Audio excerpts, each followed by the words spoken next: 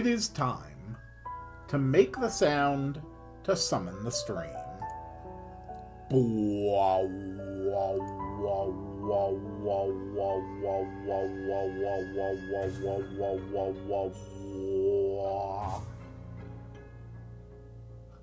Greetings, dear viewers. I'm Coil Quickcard, and welcome back to the RPG Maker Community Project. If you are new here, over more than a year, I've been building a game in RPG Maker while trying to integrate as many ideas and suggestions from viewers as possible. Anybody is welcome to contribute to the project. All you need to do is catch one of the live streams and chat there, or you can leave comments on any of the VODs, or you can join our Discord, link down in the description. We have a dedicated channel there for the project. It's been an interesting time, and I have absolutely loved it. Anyway, just need to finish this up. I know I had said that I would have the hookshot stuff in the older dungeons finished when I started stream today. And to be fair, I did finish 2 out of 3. Did we only set three old locations for hookshots?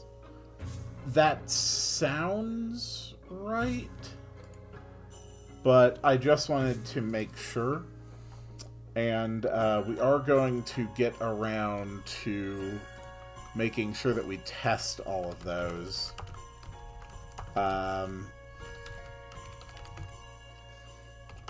Which were Mountain,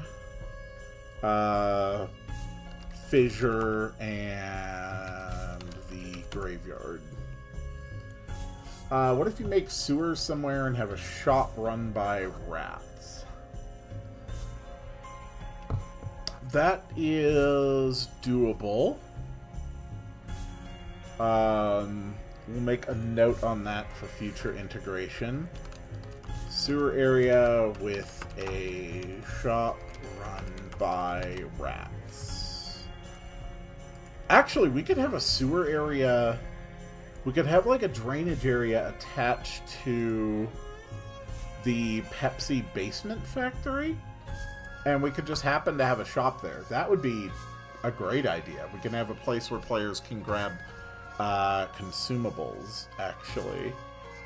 So I'm actually going to remove that, and we're going to just put a note here. Drainage area with rat run shop. Okay.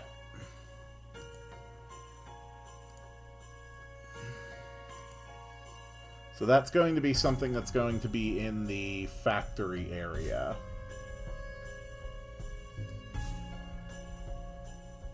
Hold on.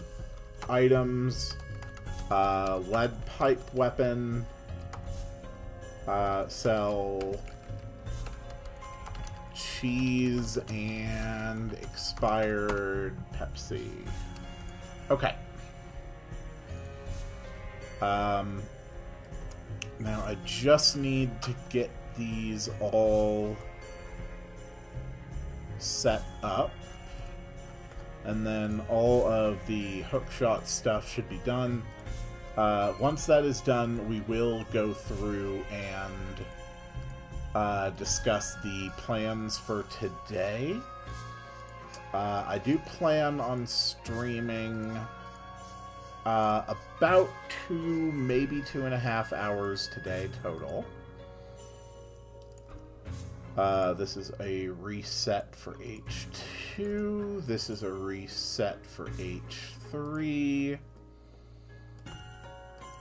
This is a reset for H1. That is fine. However, we need to make sure that we adjust the map locations. Here we go.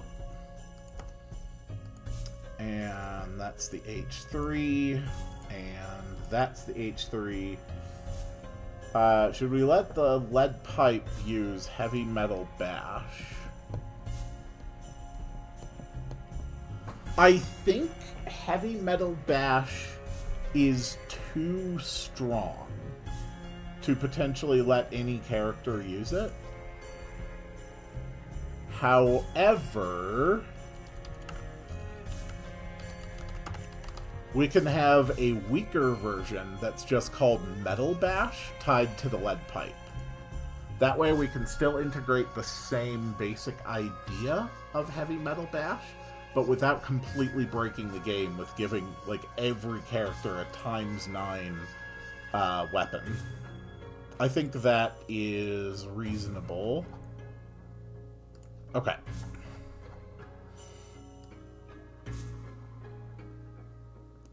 So I guess it's 4x5. We will see. I just have to adjust 5 directions, and then in theory, all of the hook shots will be functional. Okay. Testing time. We need to test all 3 locations. Add a penguin somewhere hidden for players to find. I don't have an asset for a penguin, so it would have to be non-visual. Let's get a couple of switches to get out of here. I guess the Pun Master is dead and buried. We can integrate that.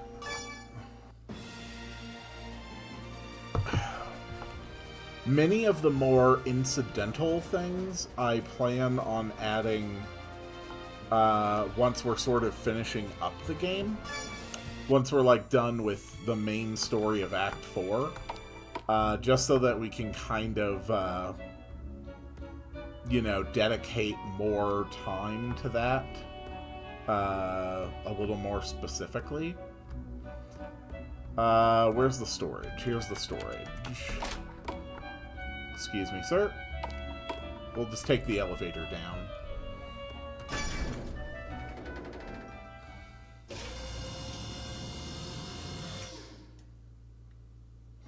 I am so proud of what we have accomplished for this project. Alright, come on guys, just debug walk through the walls. We got little bits of testing to do. Oh yeah, I forgot I had Mr. Bones just over here. Hey Mr. Bones, sorry you're kind of depressed. Alright, let's test. Location 1.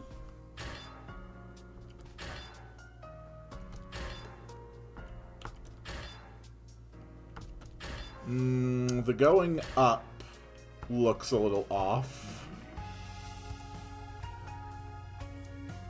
So, to fix, gardens up.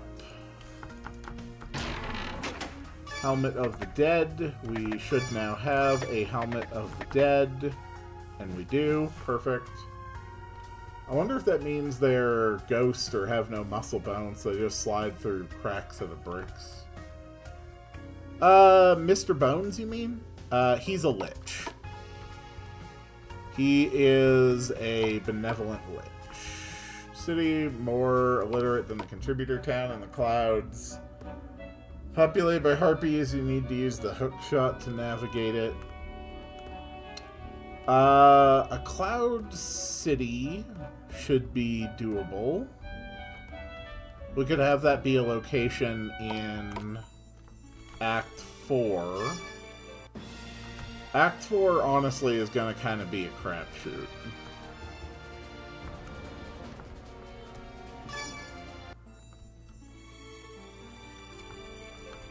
Okay. The fissure. Why are you here? Oh, yeah, you're the out-of-place merchant. I need to place out-of-place merchants to the jungle. Add out-of-place merchant to jungle.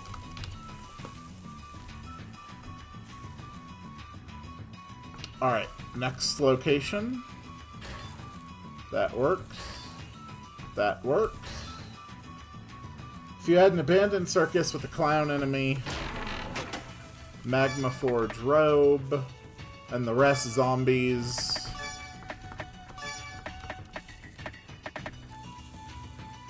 There it is, the Magma Forge robe. Okay, that is functioning. And let's head world map. And finally, the mountains. Good old Howling Peaks. Doing a circus would be very, very challenging to kind of sell in any decent way, visually. Wasn't expecting to run into anybody here. What are you doing? This is where I come to work on my painting. Aha. Malter gets the paintbrush launcher.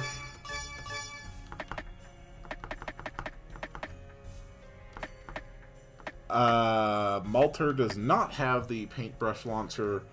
And there's also some kind of extra thing. Why does Malter have an extra gun slot? And where is the paintbrush launcher? Those need to be corrected. Oh my god, I literally have not given him... Oh, that's just don't equip anything there. Okay. I have literally never given him any of the offhand Pepsis.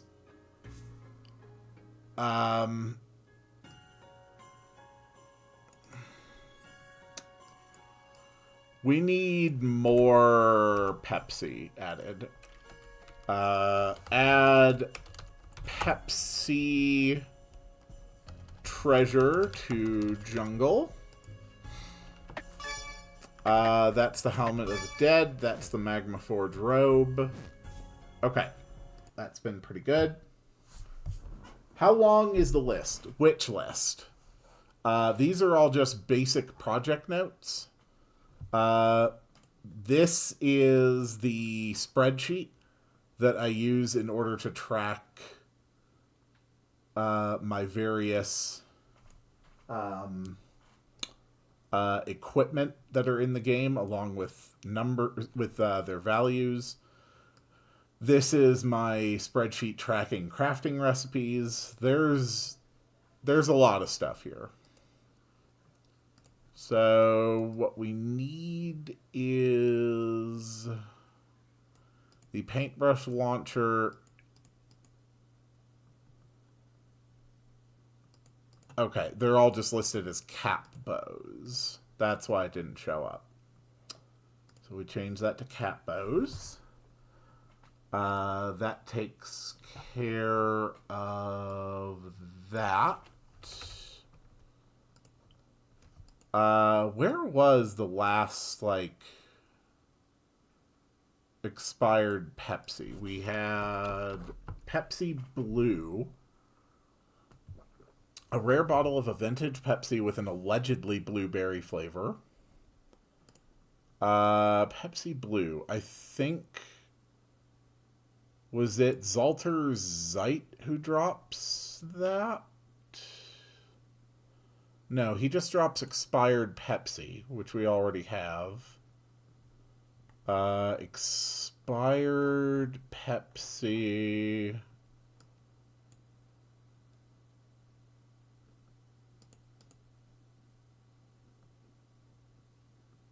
What the hell is the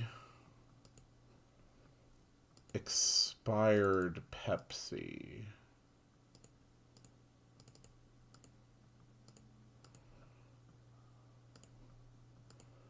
Expired Pepsi was an Armor 179. Foul-smelling substance that reduces the random encounter rate by half. Okay. So it wasn't an armor. So we do get Pepsi Blue. I swear I've seen one of those, or I'm hallucinating.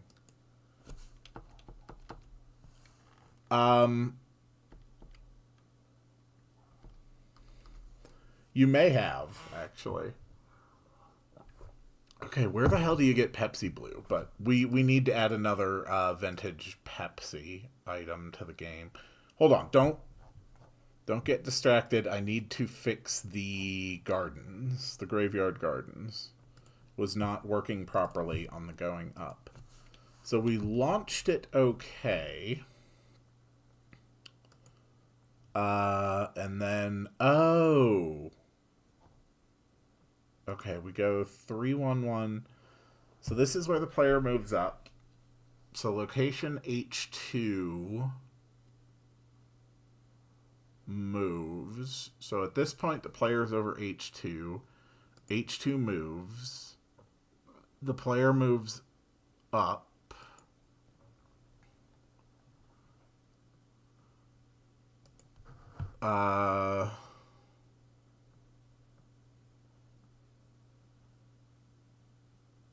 Why is it not looking right?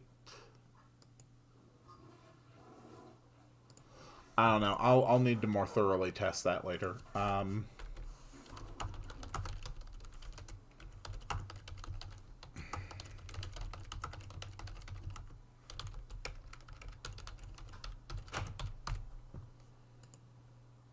But we did do that. We want to add an out-of-place merchant.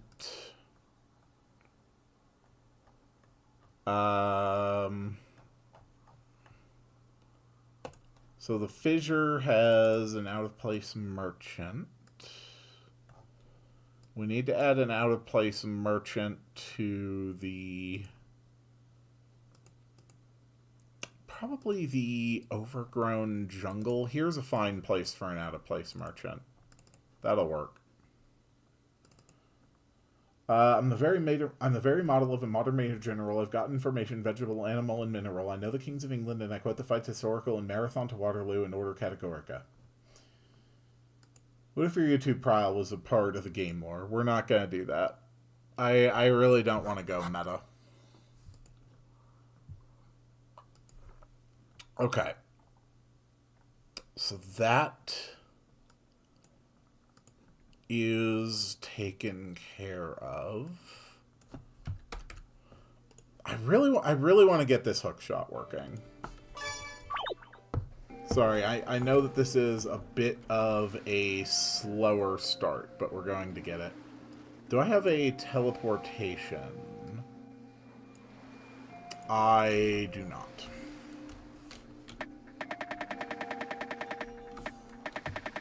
Yes, I am. I think that's the HMS Pinafore, isn't it?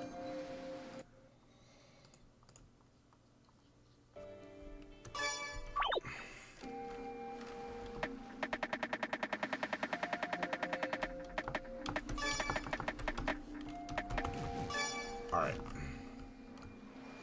Let's try the gardens once again.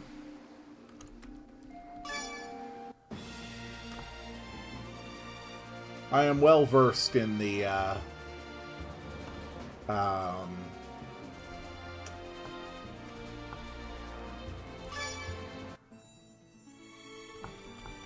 I'm well versed in the classic musicals.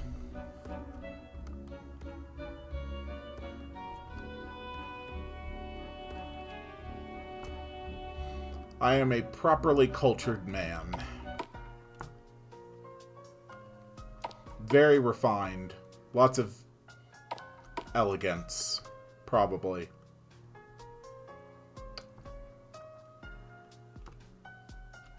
Okay. We're going to go ahead and drop a test save here.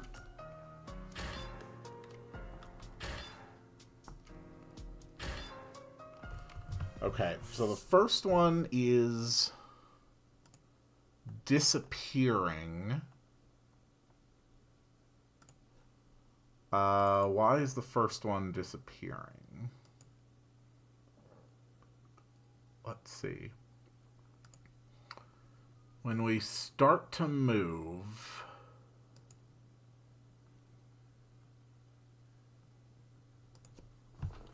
Is an H2 doing something? What is it doing? That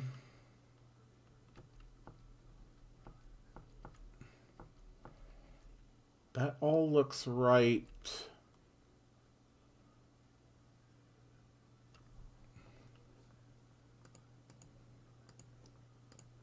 Is the player not moving up?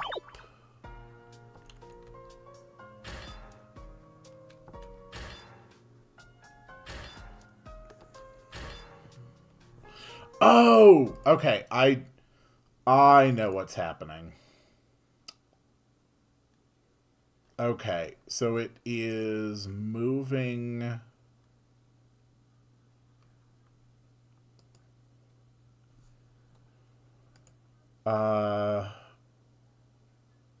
Okay, I thought I knew what was happening.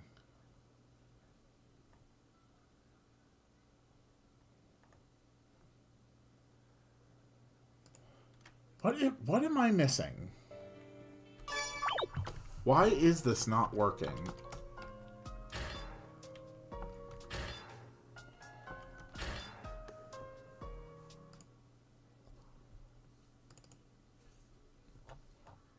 Oh, that's it. Okay, the second one is trying to move H2 instead of H3. That's all it is. That one tiny swap should fix it.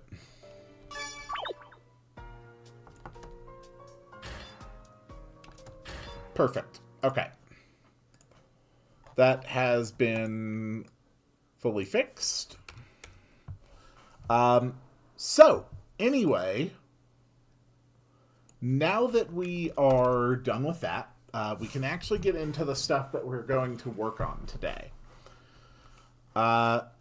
So my plans for today include adding invisible and shield mechanics to some of the jungle fights, putting treasure for the extra swamps. One of them is going to include a Pepsi item.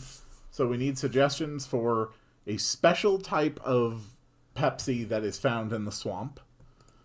So far, the various special Pepsis are Pepsi 1965, Pepsi Topaz, Pepsi Lactose, Pepsi Magma, and Pepsi Blue.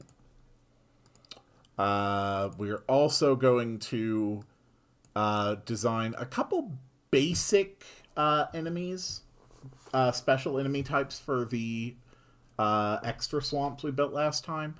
A fungal enemy for the fungal swamp that can only be hit with physical attacks, and a crystal enemy for the crystal swamp that can only be hit with magic.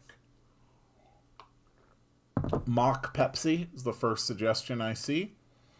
I'm going to work on the enemies while we keep it open for any other possible ideas.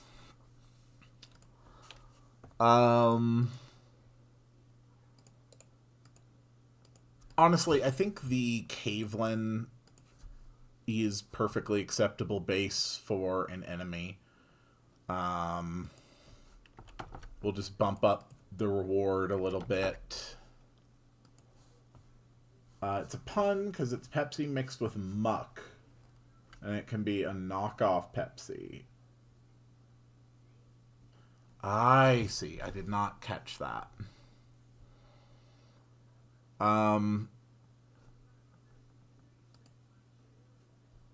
Okay. So this will be the fungal enemy.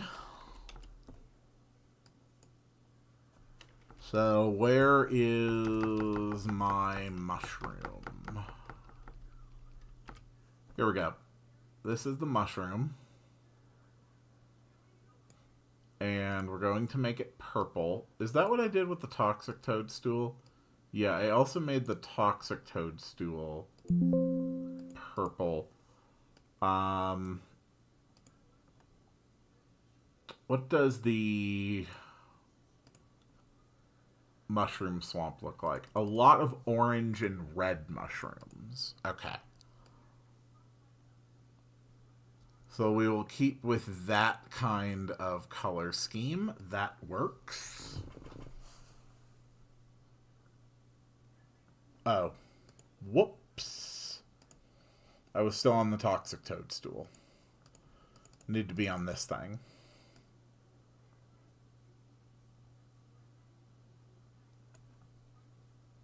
There we go.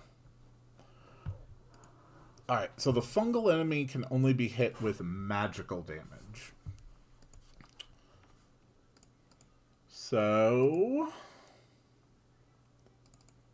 what we need to do is set a whole bunch of elemental damage types to 0.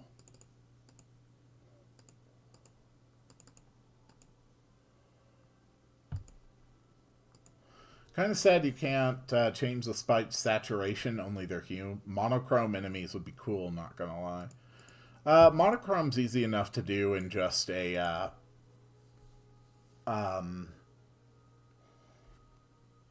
I can do that in GIMP in my my image editing software.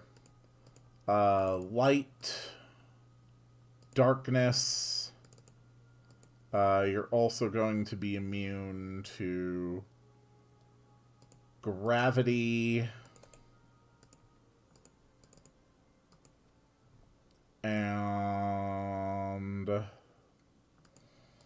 anti-fiend, anti-undead, anti-holy. Okay, the fungal enemy is now immune to all magical damage. And if something sneaks through that I didn't notice, they just have ridiculous magic defense. So we are going to call this the Magmalus Mushroom. And let's drop a few basic abilities on it. Spore Cloud, that's fine. What else? How about...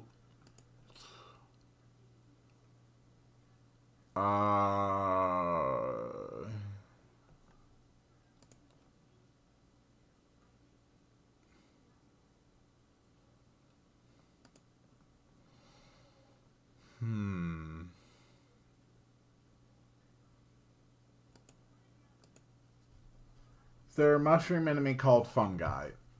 Not yet, there isn't.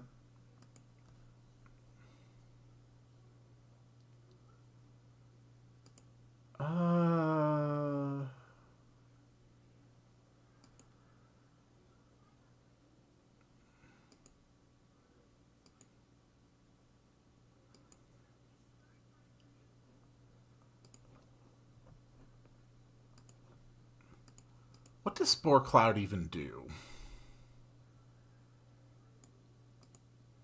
Poisons all enemies. Okay. Well, we are going to take the attack command, and we are going to put it here. And it can inflict the state of confusion, let's say 1/3 of the time. We'll call it...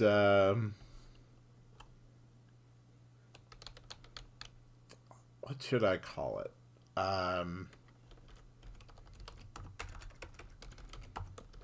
We'll just call it Shroom Punch. So-and-so attacks with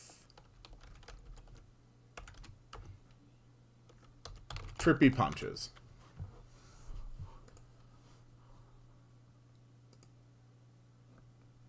There we go. That's fine. Okay.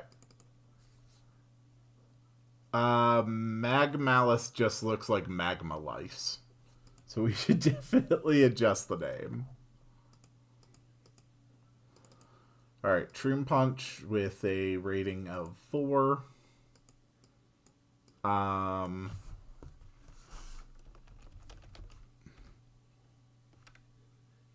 We'll just call it Magic Bane Mushroom. That's fine. Okay. And then we want to have another enemy with maximum defense.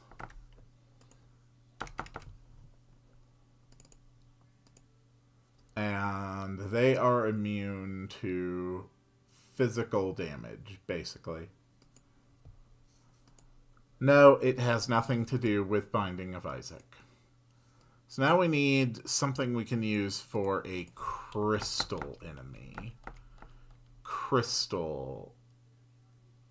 Okay, that could work. The Undini can work.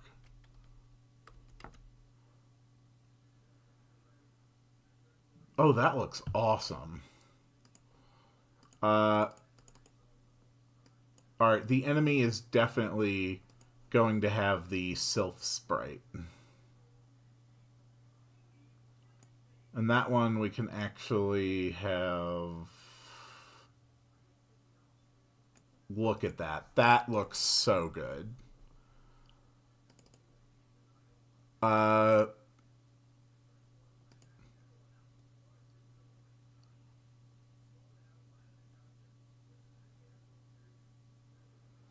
Is there any way I can make a portmanteau of fairy, fae, mushroom, shroom, fungus, fungus and fae, fungus and fairy? Is there anything I can do there? Fungary.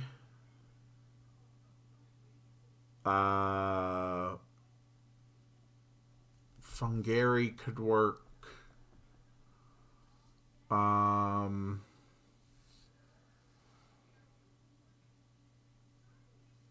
Fungus.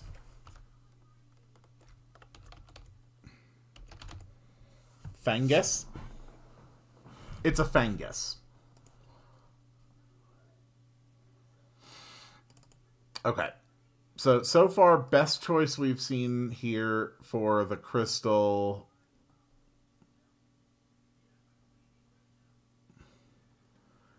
is sort of this blue, and that kind of matches the crystal color that we've got going on here.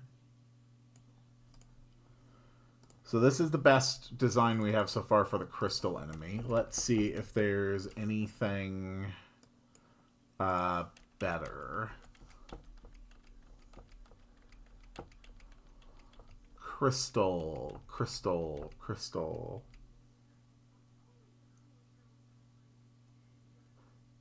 The fairy literally has a mushroom growing out of their head.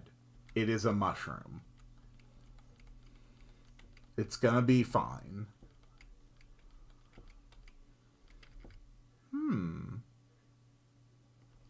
That's interesting.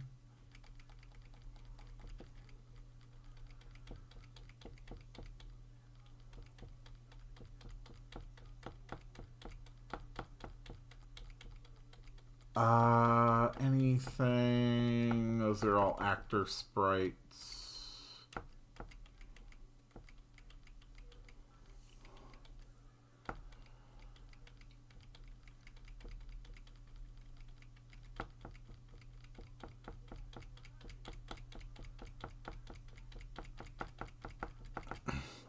Okay.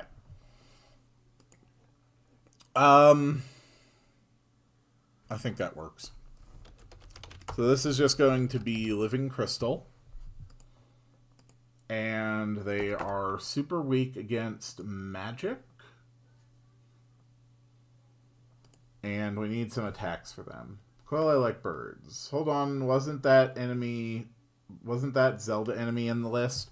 Yes, that's the False Hydra. We did the entire False Hydra thing months ago. Earthquake, that's fine for an attack that they use sometimes. What else? What else? What else?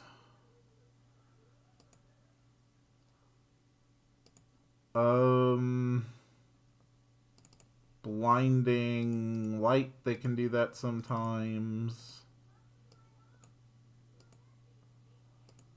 Kind of would like to have some other type of effect on them.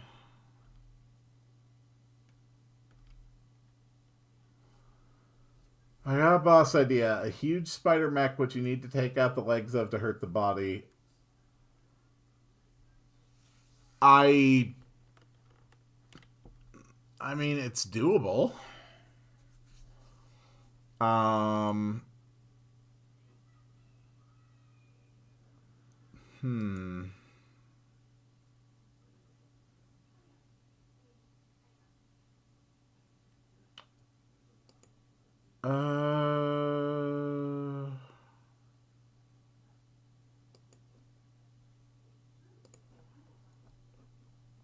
That's probably fine. What the hell is compulsion? Oh, it's just a rage.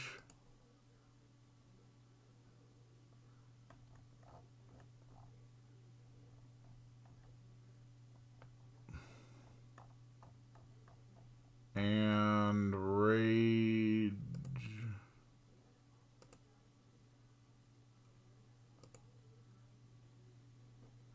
Makes you attack enemies. That's probably fine. Yes, to defeat the false Hydra, you need the Triforce. No. We are done with the false Hydra. That was an entire storyline. We're past it. We do want some stuff here, though. Let's have 2 fungus. So this is going to be Shroom 1.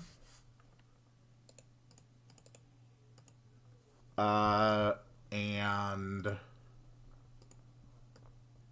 another Shroom. Let's go with a couple spiders. We'll just call that Shroom 2. And then 1 fungus with 2 wasps. And we'll call that good for the 3 Shroom fight enemies. So that is Shroom 3. And now we go with the Living Crystal. So this fight, 2 Living Crystals. So this is Crystal 01. Crystal 2 is going to be this and 2 Shadow Skitters. Show us the whole list. I don't know what list you're talking about. There are literally dozens of lists throughout the course of this database. You'll have to be more specific.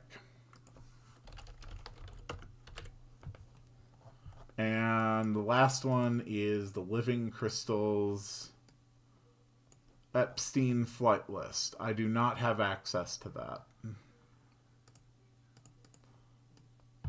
Not to mention the flight lists came out many years ago already. I feel like he's somewhere in that list.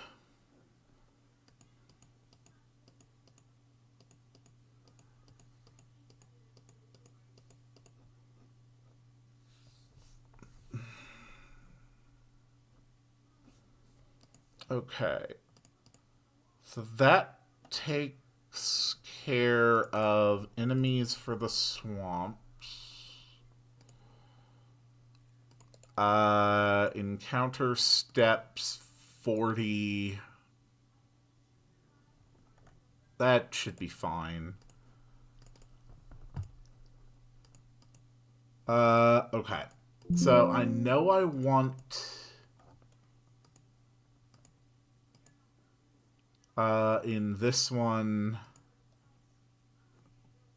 Hold on. Those are the jungle fights. I don't want those. I want to use the swamp, but which swamps? Swamp 1. Swamp 1, 3.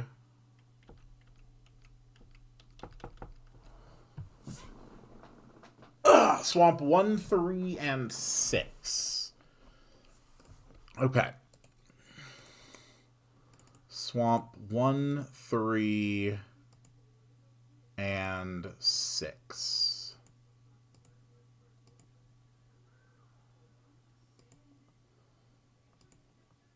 Swamp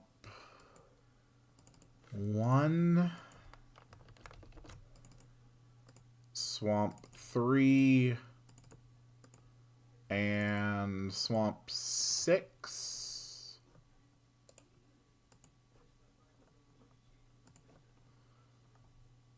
God damn it.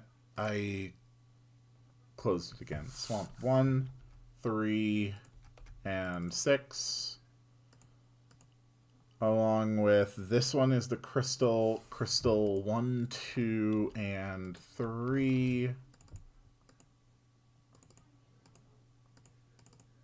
There we go. I hit cancel again. God damn it. 1, 3, and 6.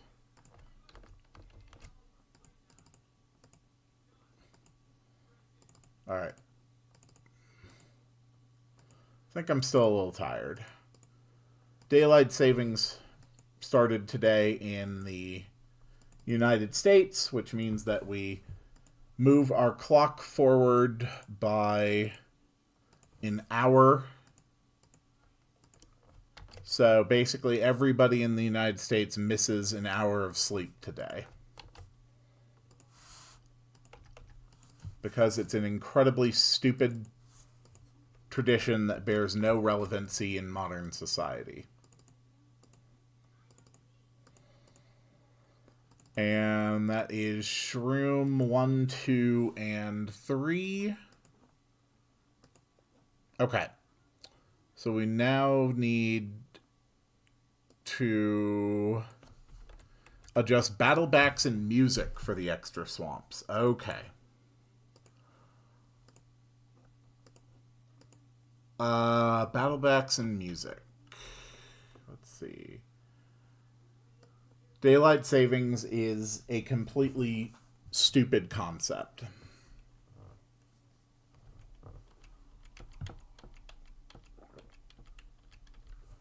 It serves no practical function in modern society.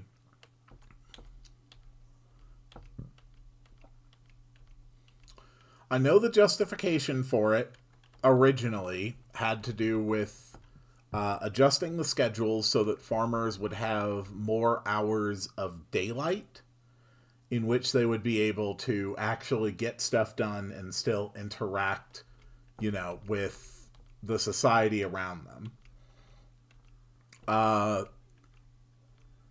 Well, guess what? We do no longer set all of our schedules around the hours of sunlight. It is an utterly unnecessary thing, and I hate it.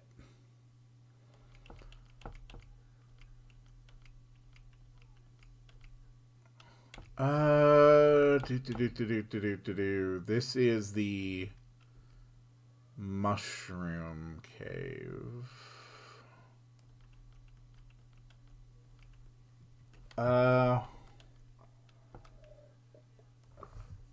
That kind of works. That actually kind of works. So now we just need a bottom part that works. And we'll probably use it in both locations.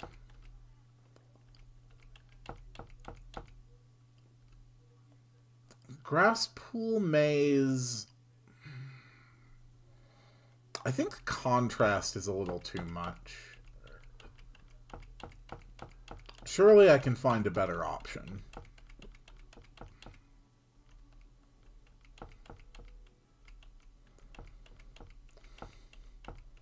Or not.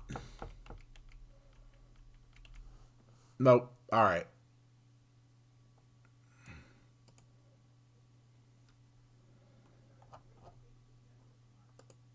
Then I guess that is the one we're going to use. That's fine.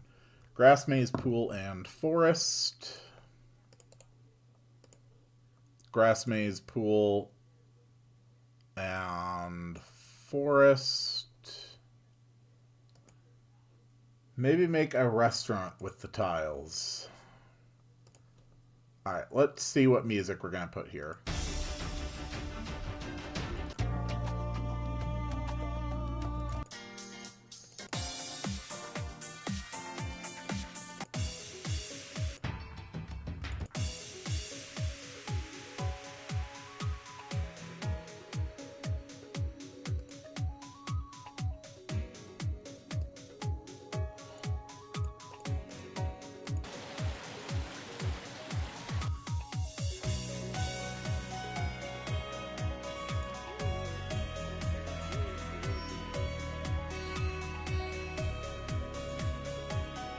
Okay, that's fine for this one.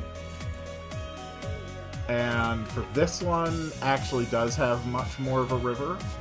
So river sound works.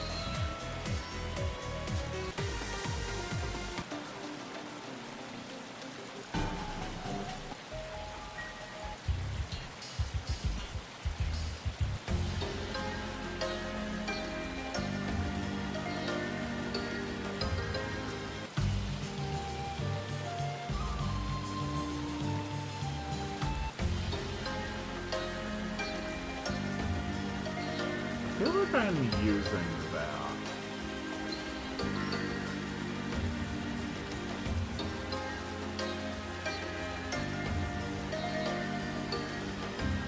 You know what? It works. It's fine. We don't need to worry about it too heavily. So we got that done. Next thing we're going to do, we need a few bits of treasure for here in the swamps. We can take the obvious mimics, and we can put at least one obvious mimic in each of the swamps. I'm gonna do something funny. Alright, you do that.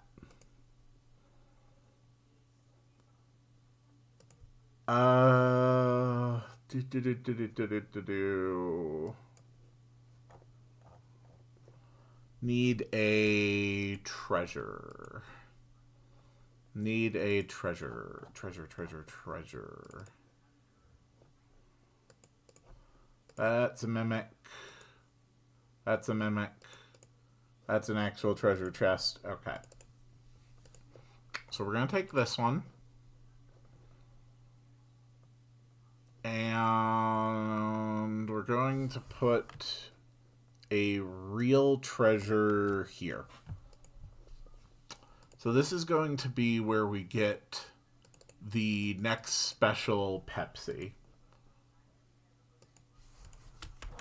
And you suggested mock Pepsi, so this is going to be Pepsi Mock.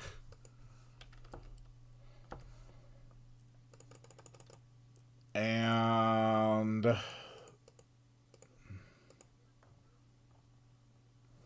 we'll have it give some good stat increases.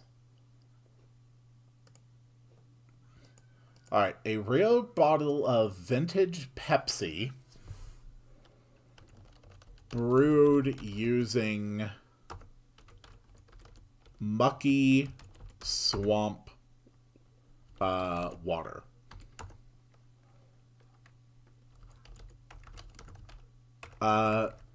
Surprisingly tasty, but unhealthy. There we go. All right, Pepsi Mock.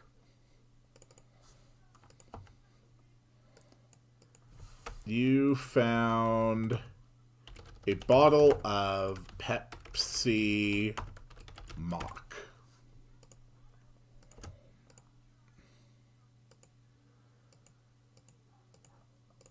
Okay.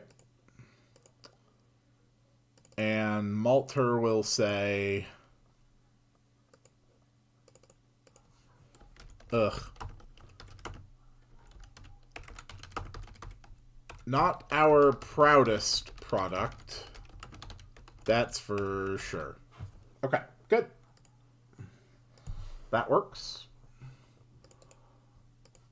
And now the Catfolk Swamp.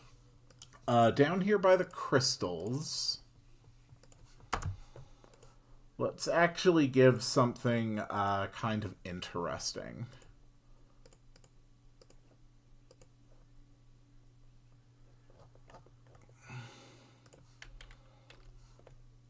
Oh, Gemstone Cape? That'd be cool. Yeah, if you go here, you get a Gemstone Cape.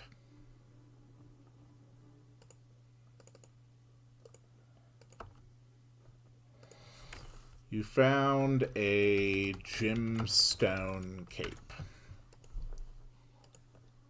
Okay.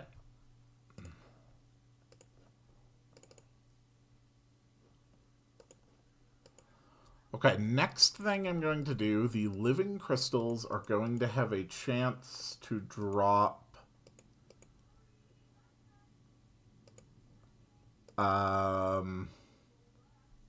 candied crystals.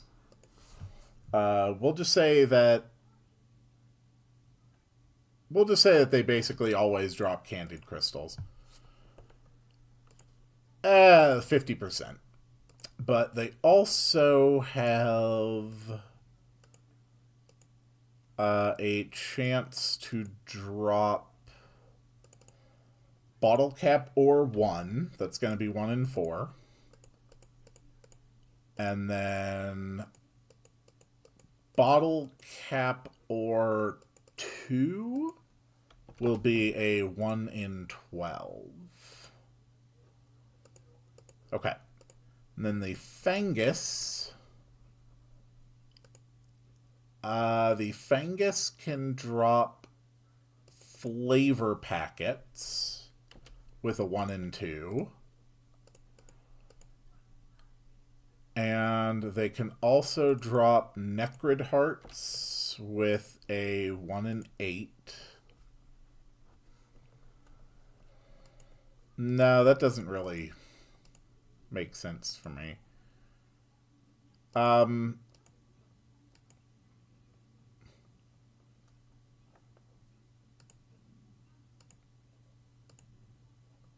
about they can drop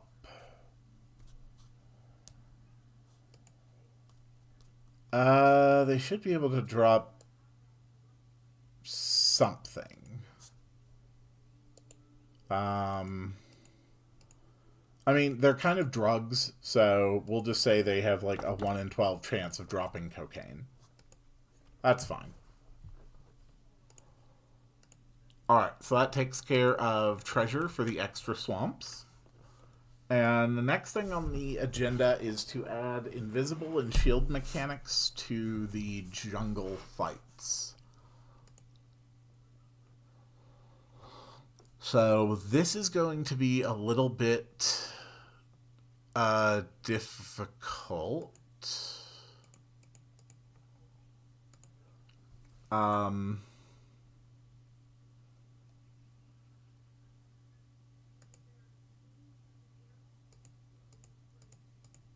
Okay.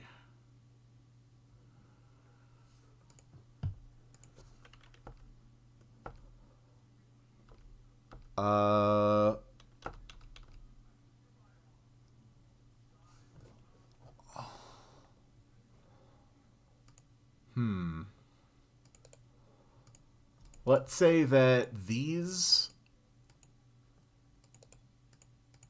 You know what? Let's just hide all the spiders. Let's hide all the spiders in all the encounters.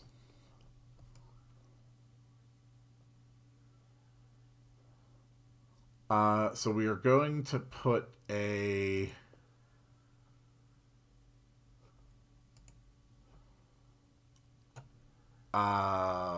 primate agent in this one. Okay. Very good. So at the start of each fight, that has invisible enemies, on turn 0... How did I make this work? Conditions, echolocate used. Okay.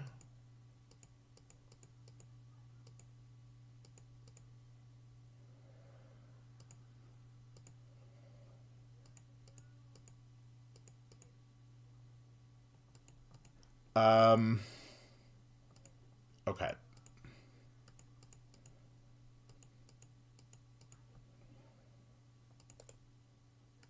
So we're going to paste that event page. When echolocate is used, we reveal the Umbra spiders.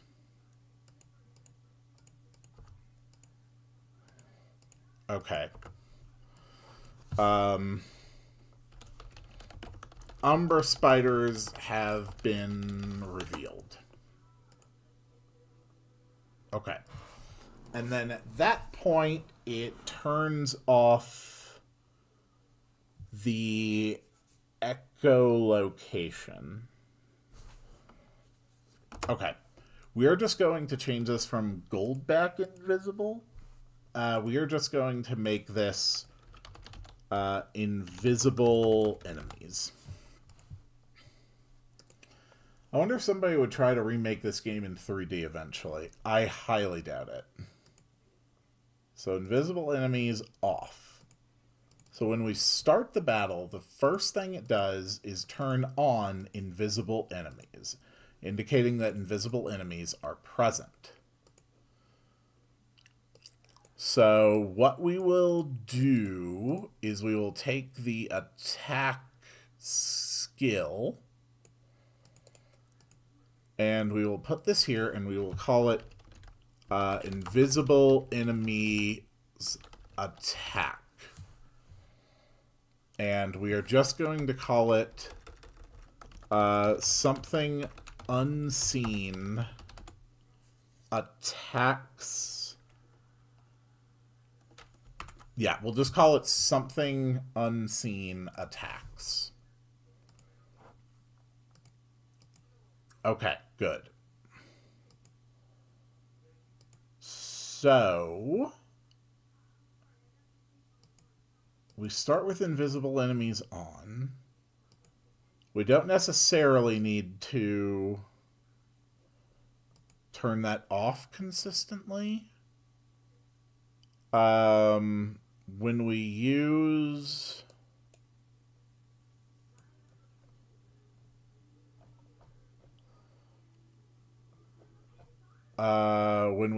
echolocate, it turns on echolocate reveal. What is echolocate reveal actually doing? It just turns on the switch for echolocate used. Okay, that's all it does. That's fine. So this will work as a modular system. So then at the end of every turn, if invisible enemies is on, which it will be until echolocate is used, we will have all of the enemies attack a random target. I think echolocate reveal is for overworld. No, it is a thing I'm using in the combat. The way invisible enemies work is basically there's a few things that need to happen. The first thing that needs to happen is the enemies need to know when to reveal themselves. And the second thing is that the enemies need to still attack each turn when they are not revealed.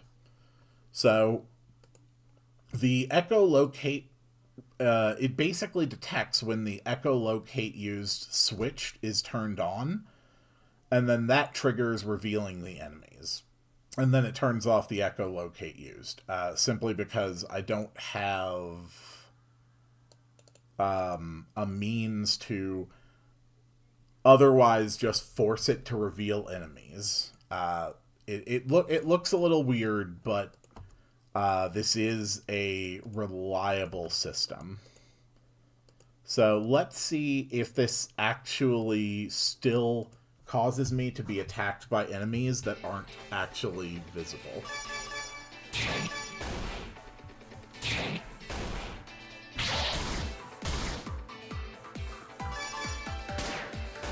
No, it looks like unrevealed enemies are not able to attack. That's fine. No, it actually said Umbra Spider attacks. Hold on.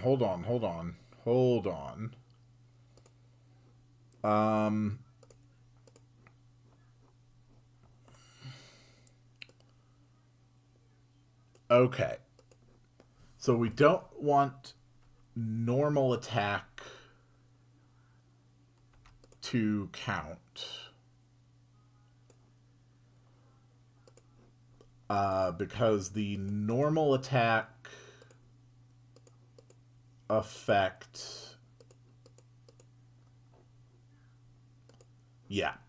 Just makes it use the default, like, attack command. And we don't want that. We don't want that with Shroom Punch.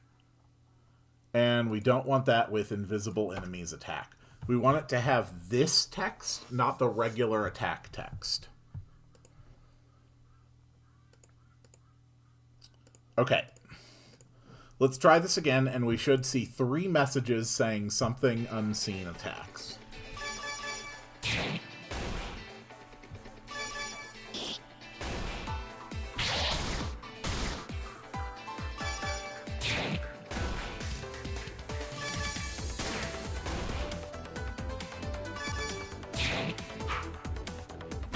So, Umbra Spider attacks, Umbra Spider attacks, Umbra Spider attacks. It is still saying... Oh. I didn't tell them to actually use the invisible enemies attack.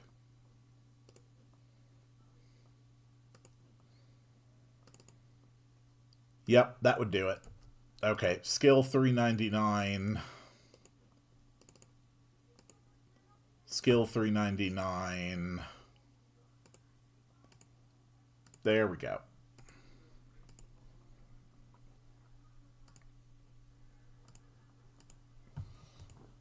Alright, now it should be more clear.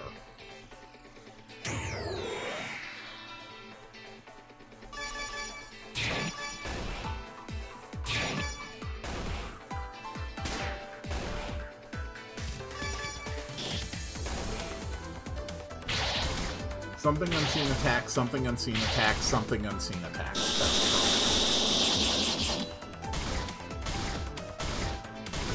Holy freaking hell, the primate is too strong.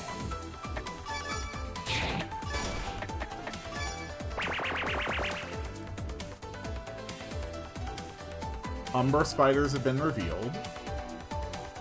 That's fine. So the primate agent is way too goddamn strong with their attacks.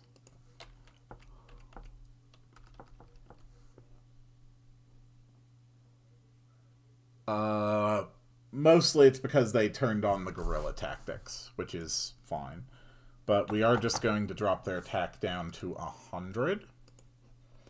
So now we have the invisible enemy switches, and we are going to add those to all of the battles that have spiders. Perfect.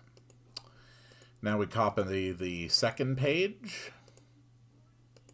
and paste it in. And then we copy the third page. And this one we will actually have to modify. So Umber Spider, Umber Spider, Umber Spider, Umber Spider, and then Umber Spider, Umber Spider, Umber Spider, Umber Spider. And there we go. We now have invisible enemies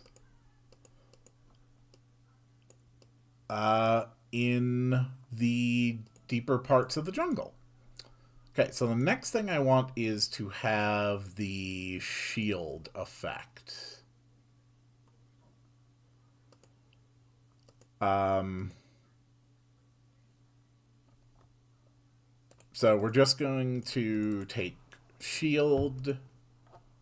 The shield power is super strong. We specifically have moves to break the shield, that being precise strike, and we'll also give Thatcher access to a spell, or maybe give no, it'll have to be Thatcher, because we don't actually know what level the player will have Ryu's dragon skills at.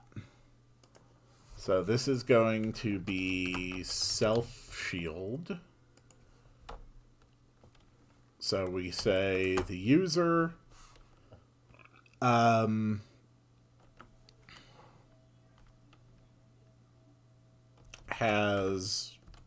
shielded, has put up a shield.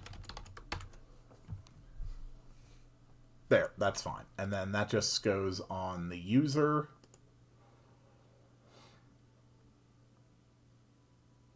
Okay. And then we go to the... we're actually going to need like a different version of the swamp tree to do this.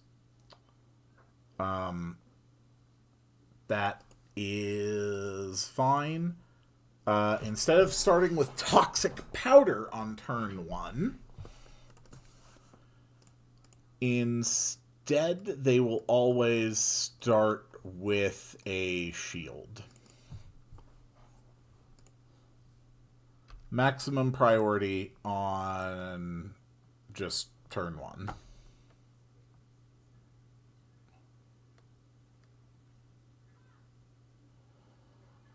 Okay.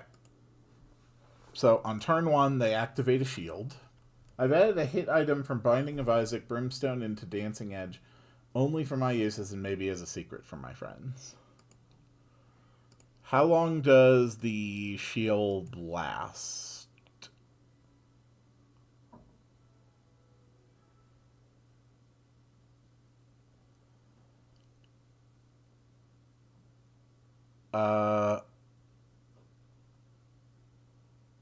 Hold on. Why does it say removed by damage?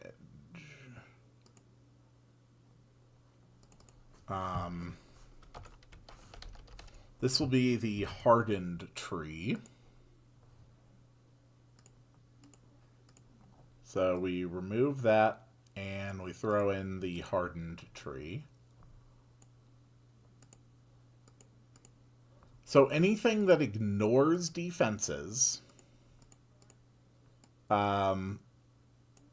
is able to remove the shield. As long as they take damage, the shield will be removed.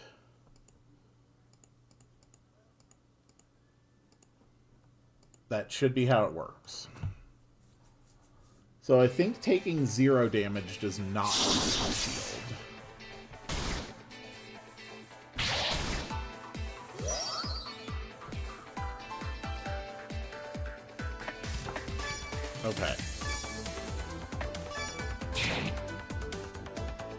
Yeah, when they take no damage, the shield stays up. So you have to hit them with something hard enough to get through that. Does Cat Flick do it? No. That's fine.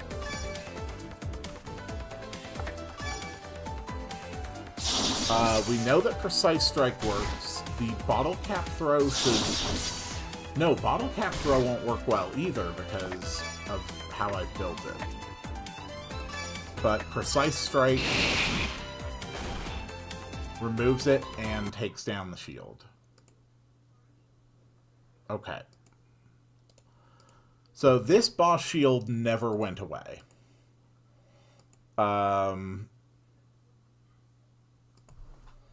This shield, though,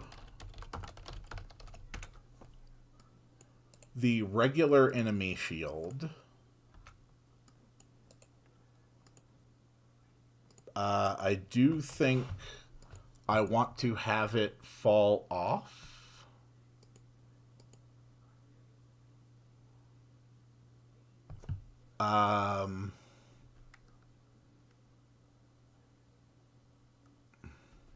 We'll just say so-and-so is no longer shielded. I think that works.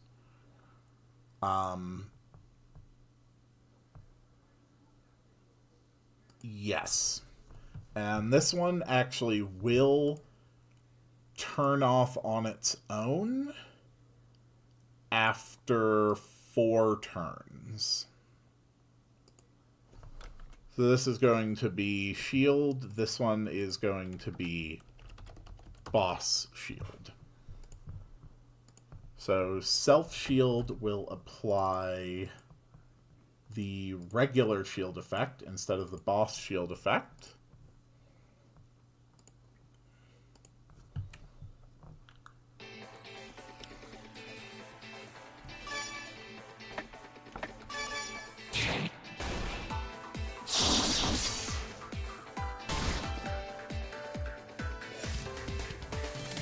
Yeah, that's fine.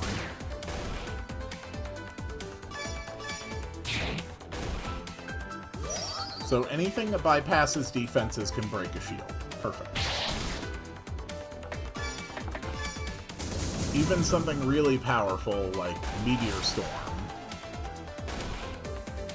cannot break the shield.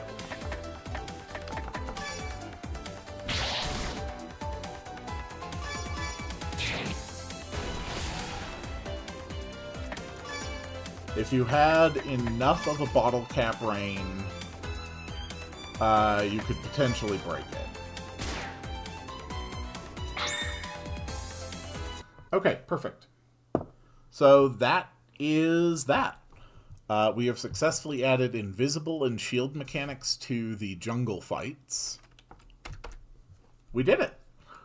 Which means that we can now start working on the Southern Island base.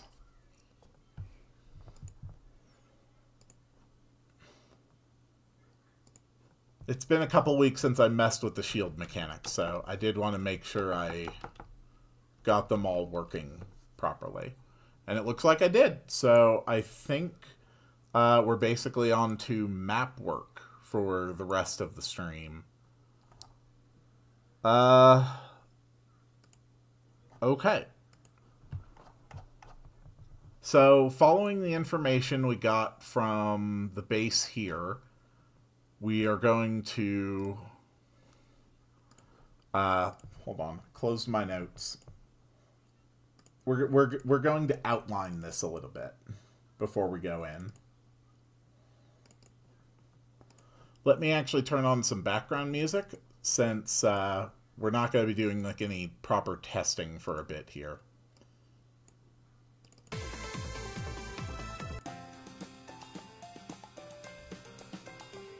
Ooh, I've never used this one before.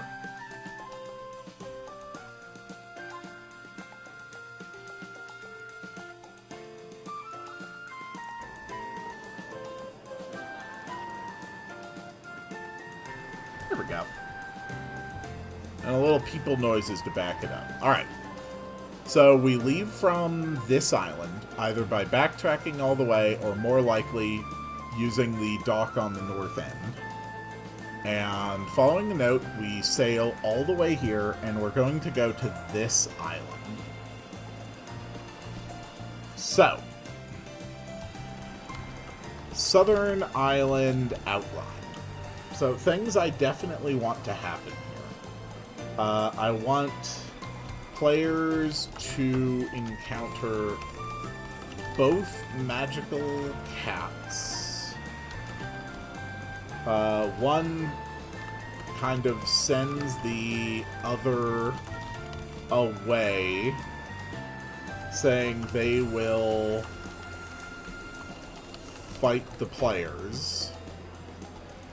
Then that cat reveals what is going on and their sad backstory, and that they don't want to do this anymore, but their sibling is still going ahead with the evil plan. Then the players keep going and have a mini-boss fight. The still evil magical cat heads to the Pepsi factory basement.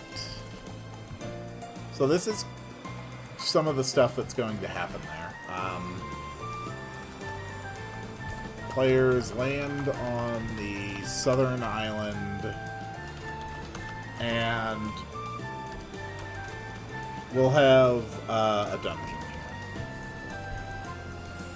So I kind of want to do something a little different. Like, I want to use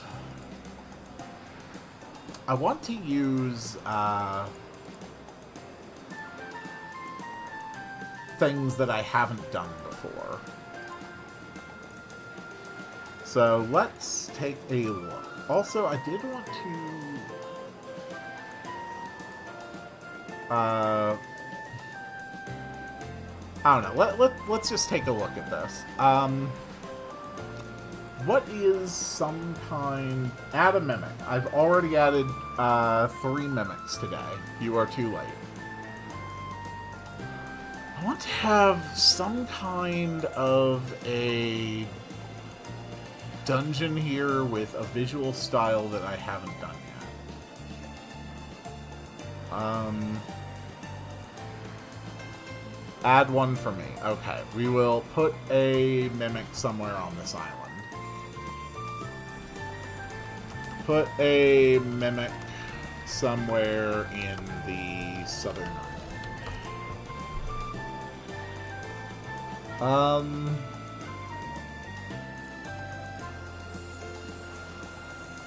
I definitely have a bunch of industrial tile sets I haven't used much of.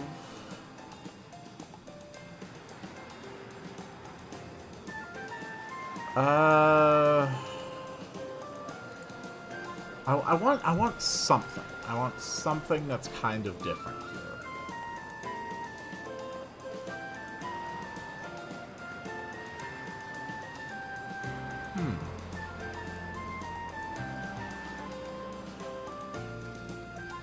That's kind of interesting. We could do SF Inside. What's happening? I haven't been to 2 to 3 streams, man. So basically, we got Katasby when we helped him get his drugs back at the docks. We went back to town. There was like an invisible spy thing. We followed it to this jungle island here, where we met the magical cat. Well, where we saw one of the magical cats who's behind everything that's going on in Act 3. We made a boss fight with a ninja. We added some hookshot accessible treasures to previous dungeons. And now we're sort of kind of figure out what we're going to do with the southern island here.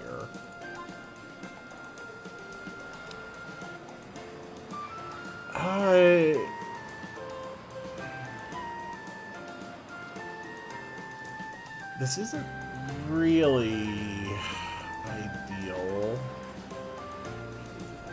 For reference, the Mirror Demon has 12,000 HP and 150 both defenses, and its right hand can heal it for 25%. Cool.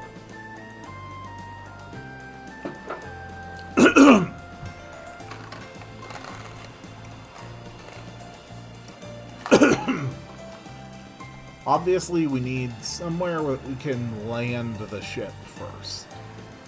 So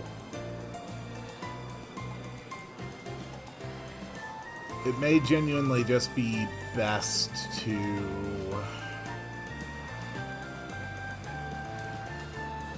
have a basic outdoor map.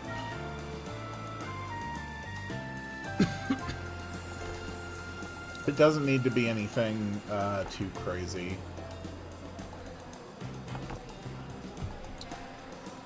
But we could sort of like have a place where the player lands their ship and then they just kind of like go inside.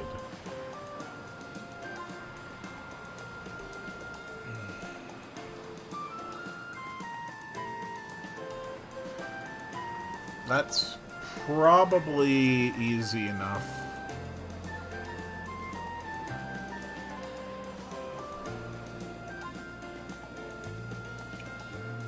Okay.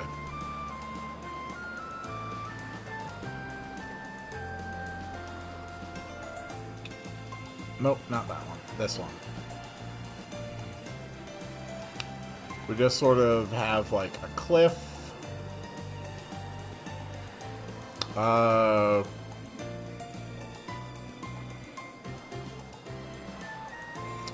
We have like a bunch of stuff here.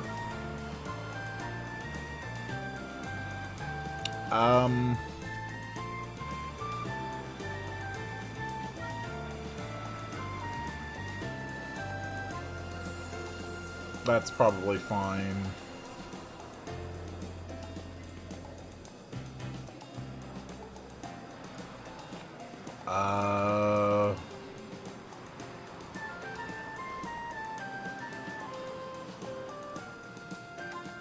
We're gonna have like some wood here.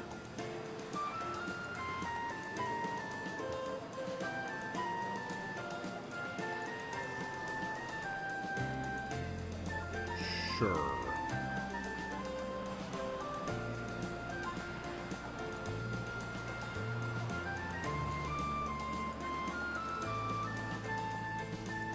Okay.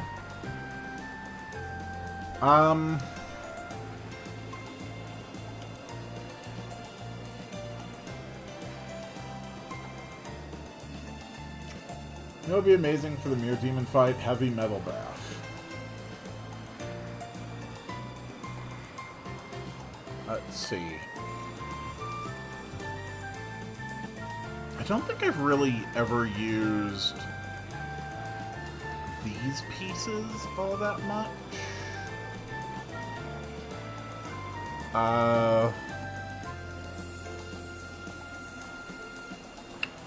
I didn't use them in the gardens.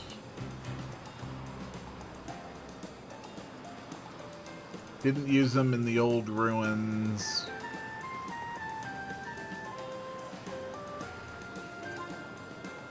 I think it's probably the best I can come up with here.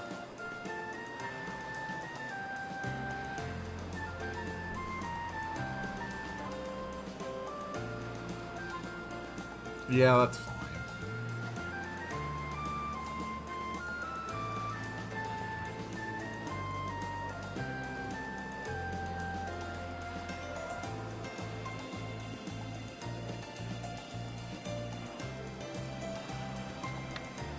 Okay.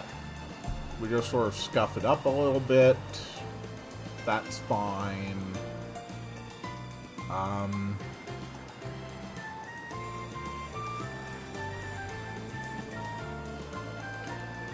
We can put, like, a door here.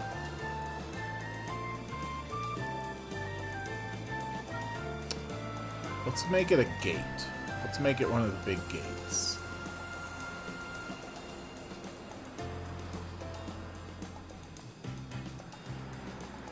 Sure.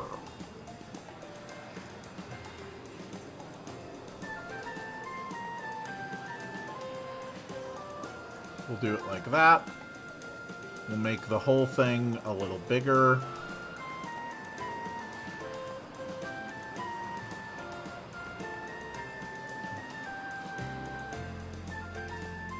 Cool. Alright.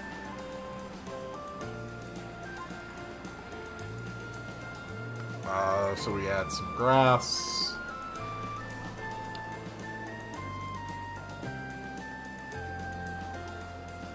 Cool.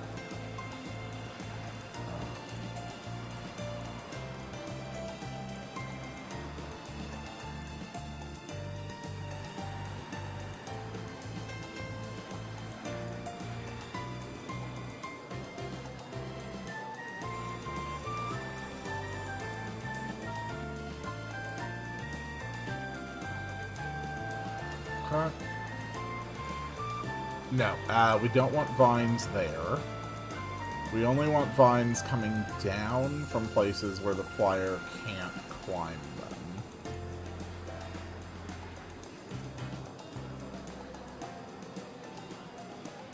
That's fine.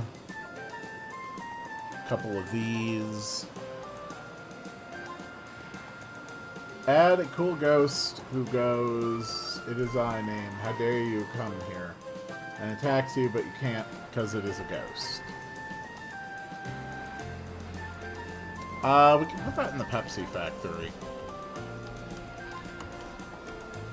A Pepsi ghost you can't attack.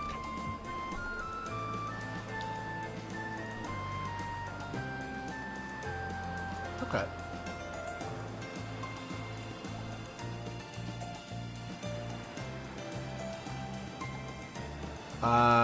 Yeah, we need to scuff up the ground a bit.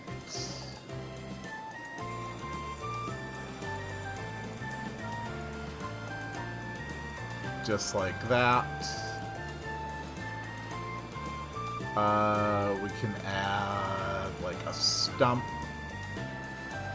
and a stump. Hide an Easter egg. We have so many Easter eggs. Couple purple things, couple purple flowers. And then some trees. One more doesn't hurt.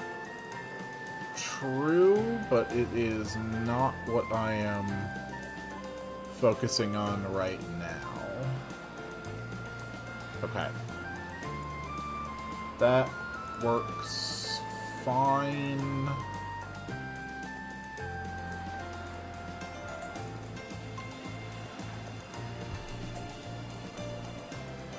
Alright, so this sends the player to the overworld, and we'll say it sends them here, facing down. Cool. Which means that we need an overworld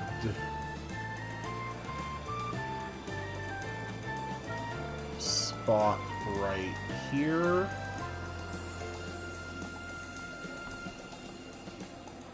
And it takes you to this map facing up.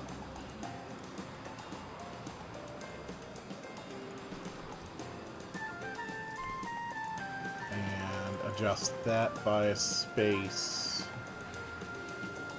Oh, right. This one needs to be activated with the switch letter red.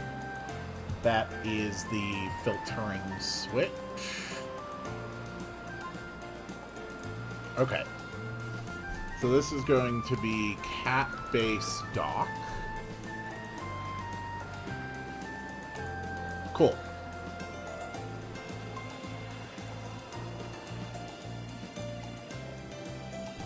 So now we actually need to go into the cat base proper.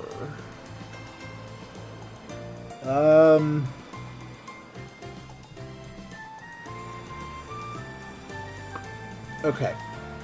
What kind of a thing is it? I know I want to use the dungeon.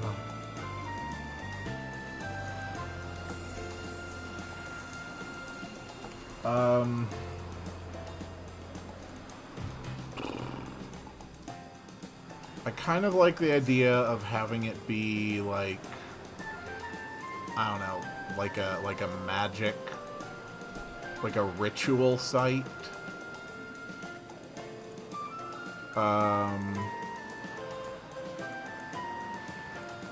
I could do a few floors.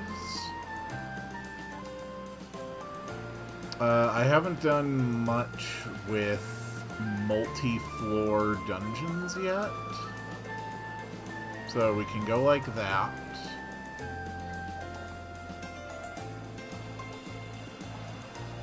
And then just consider that, like, this is cat base, ground floor. Okay.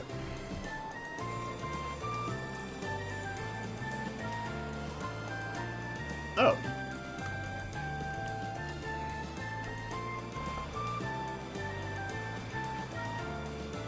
That works. So what about the spider mech boss? It's doable. I don't really have the... I don't really have a place for it right now, but there's no reason it can't be done.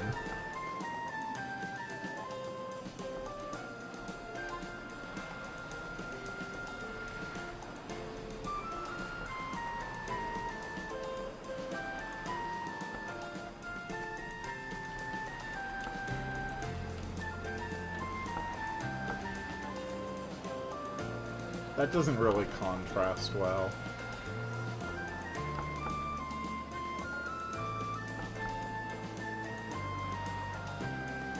It's doable doesn't really give me a concrete answer on if I should draw sprites or not. If you make sprites, I'll integrate it. But honestly, all we really need is one large spider, and I can apply invisible enemy selections to its limbs. So you don't necessarily need to create multiple versions unless you're particularly interested in doing that. Do keep in mind, however, that if you do decide to create different sprites for a mechanical spider boss, unless you create a series of modular sprites, well, yeah, you basically will either need a series of modular sprites, or you'll need a single sprite that can work as the main body, which has detached limbs in every possible order that they could be destroyed. So, you can approach that in whatever way you find to be most convenient. But yeah, if you make it, I'll use it.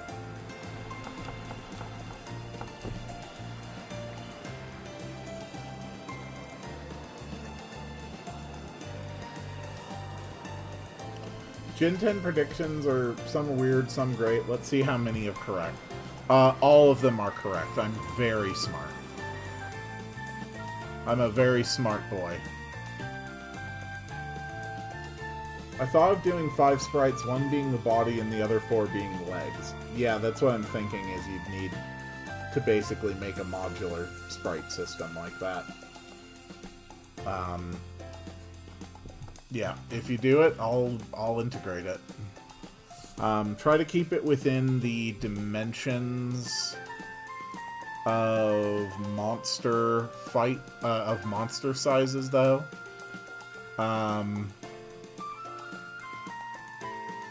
Like, this enemy here, which basically takes up the entire screen, is 498 by 326 pixels. So if you want an enemy this size, you're basically looking at a maximum workable range of around 500 by 330 pixels.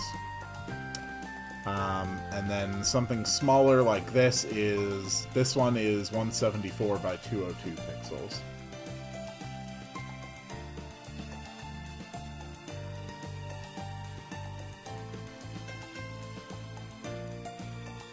Alright, let's find the right music for this.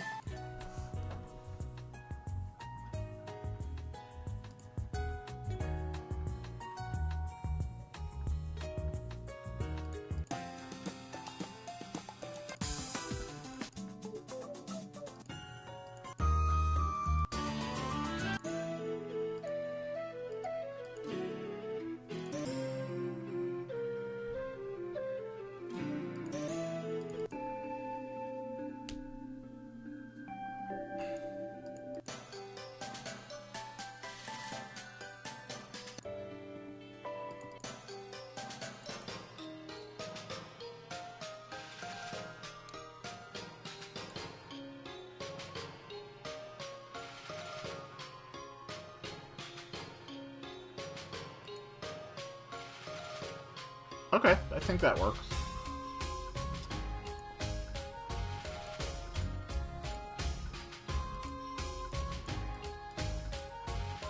God damn it, I was on top layer that whole time.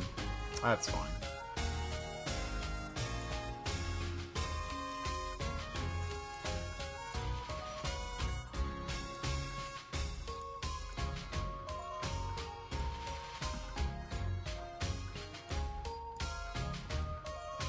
Okay.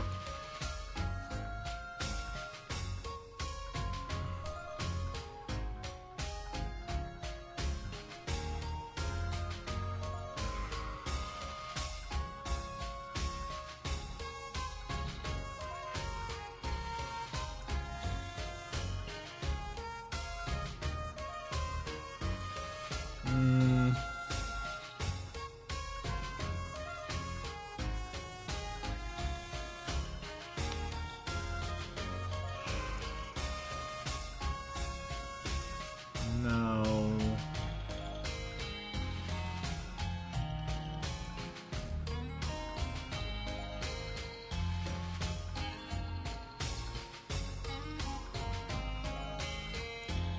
No.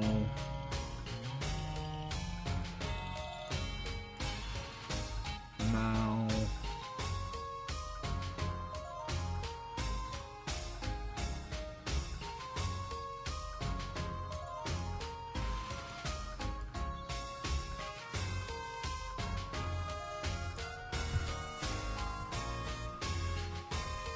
Also, that would also make it so multiple things. Yes, it would be able to do as many actions as I design it to do.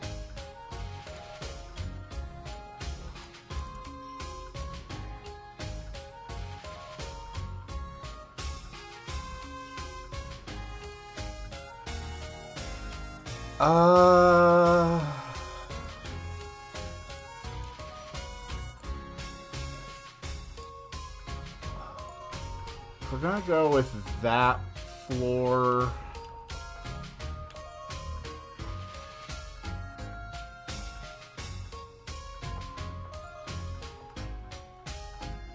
I don't really want this place to just be terribly run down.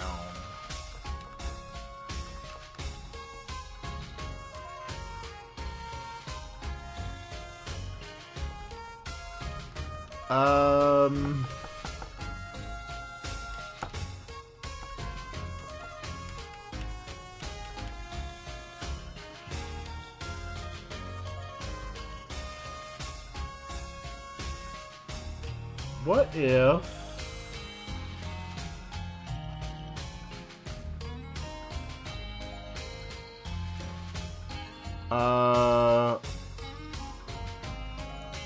Hold on.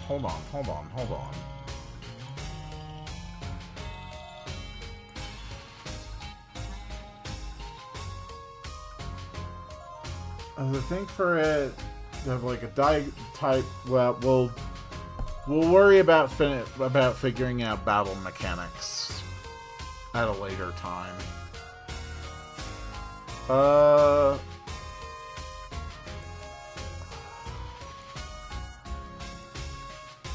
This is not the most easy thing to figure out. Screw it. We'll just go with that. That's fine. Okay. So, I kind of like the idea of having multiple floors. We haven't really done much of a multiple floor dungeon.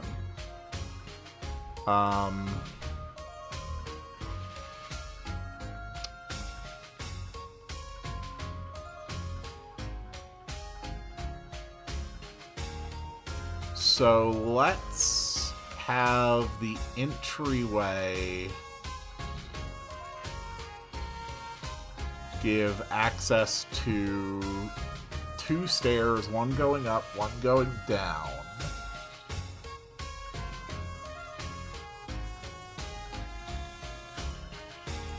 Okay. And then we'll focus on the floor 2 first. There's going to be a lot of map copying here.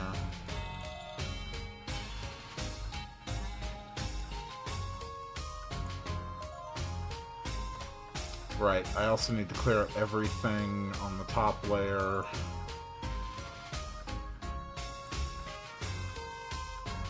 Okay.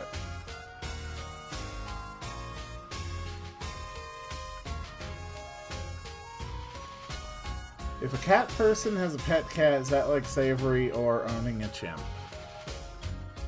Varies depending on different factors.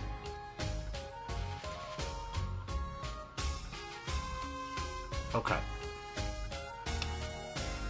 So up here on the 2nd level,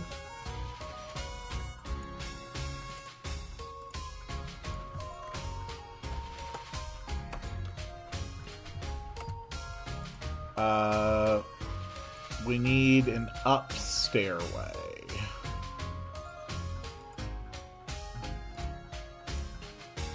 Let's put that over here.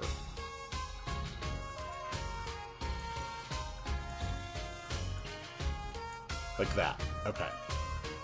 So this is like spot 1014. So we need a down at 1014 here.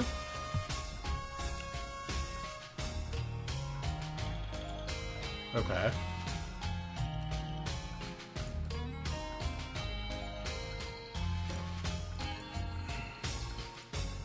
And then we are also going to have the first basement level.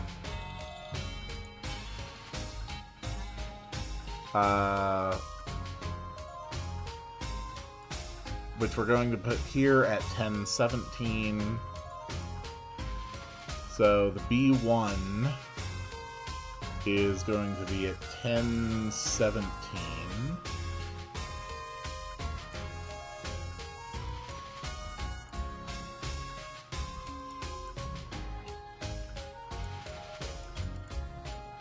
I hate the inconsistency. Okay, 1017.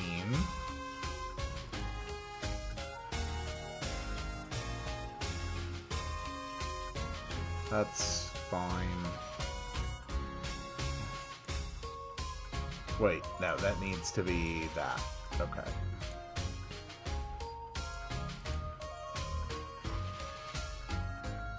Cool.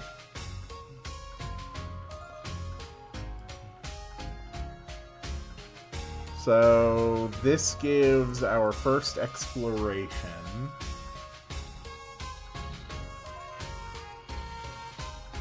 Was Rome built in a day? No.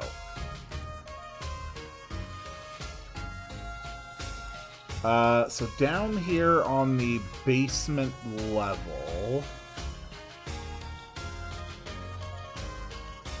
We are going to have another stairway down.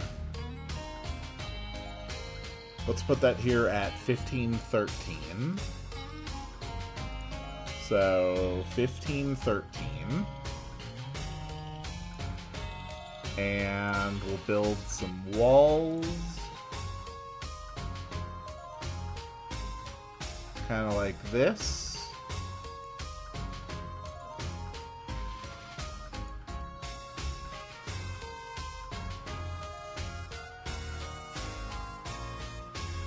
Okay.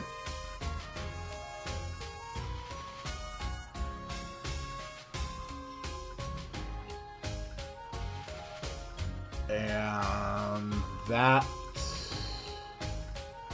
will go all the way up here.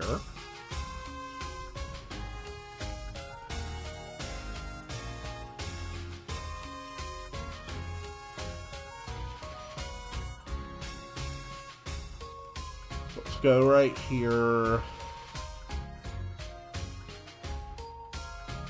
And then we will have a wall here.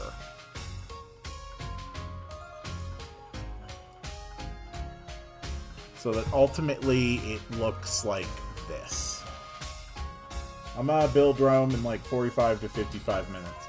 It's not something we're going to get to this stream, so you don't need to rush. Quill, I have an idea. Okay, go ahead and share. Okay, that is fine. This is going to go down to another basement level. And this is also going to go down to another basement level. And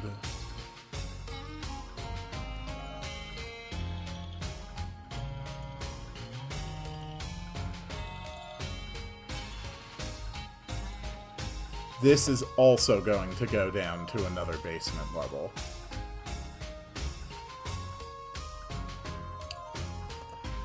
Okay.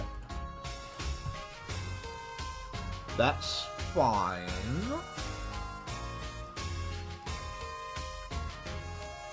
So now we need another copy. And this will be the lowest level. This is going to be B2.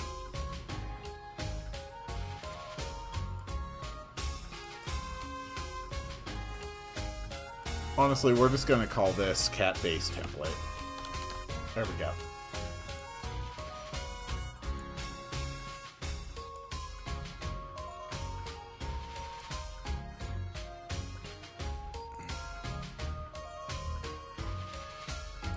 Wait.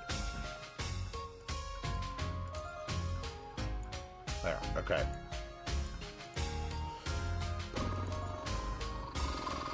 So B1 has upgoing staircases at 2-9 and 7-14. Okay. 2-9 and 7-14. And then another one at 17-17. Right there. A town of dog people who grow marshmallows that can cure illnesses and has a tavern that's a common rest stop for many travelers.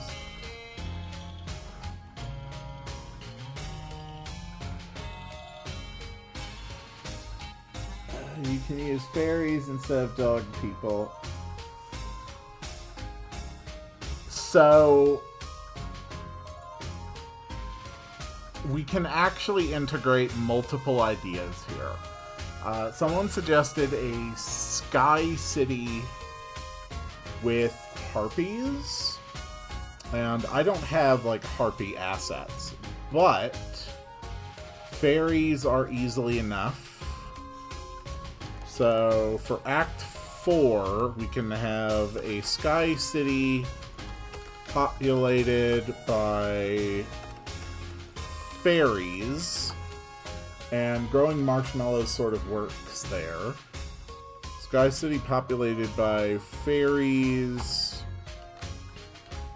who are big into marshmallows. I think that would work well. The fairies could be half harpy. Oh, dear God.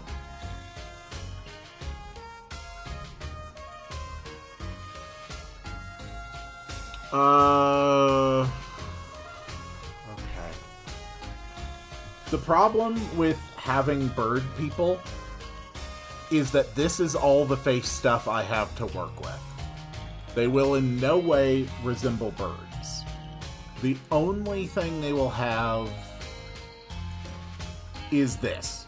This right here is all you will see as far as wings go. It won't show up in their face sprites. From certain angles, it will be barely able to be seen. So I can do winged people, but you're not going to be seeing it. And that's enough for me. Okay. But is anyone who isn't you going to get there and be like, oh, all these people have wings? I mean, I guess I can color them. These will be more colorful. Yeah, it's doable. Okay. It's fine. Populated by fairies and winged people. There we go. How do I do this? Let's see. This one will connect to this one down in the second basement level.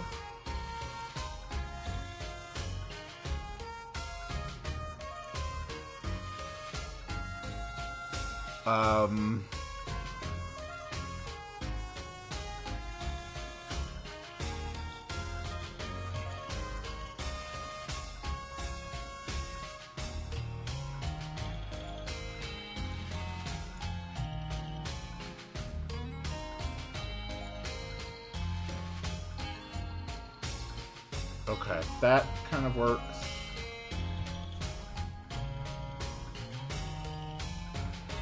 Can you give them bird tails as well? Sure.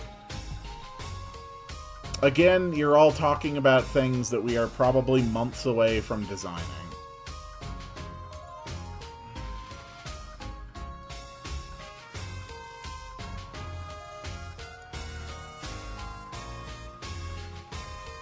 It keeps getting more and more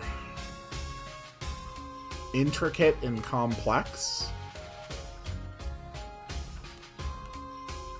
And it feels like it's also getting increasingly incoherent. Which I suppose was always the inevitable direction that the project would end up going.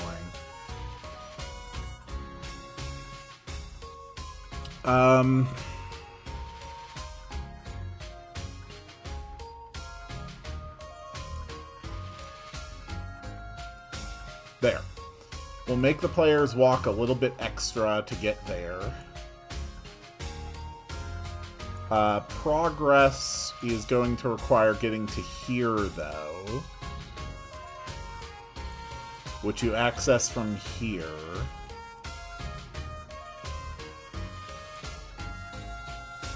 So the second floor accessible from this location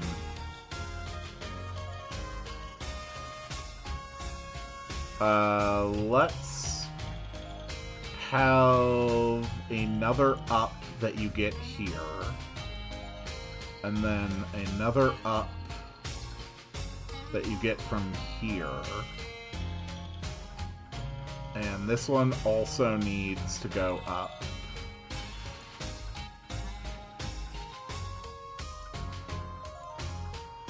Okay.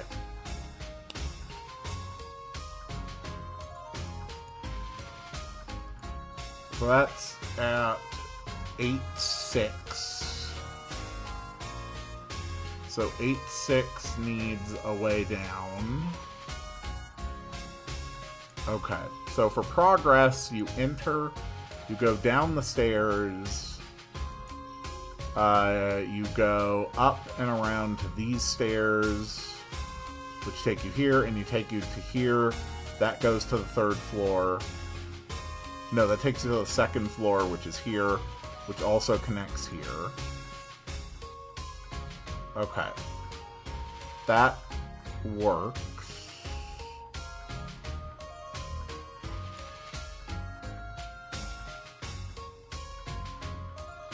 Whoops.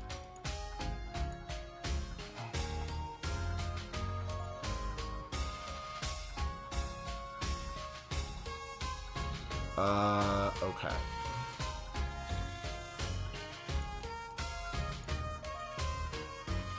So we can go like that. And we can have a wall separating here. Okay. So though that is the completed basement 2, basement 1, ground floor, and 2nd floor maps.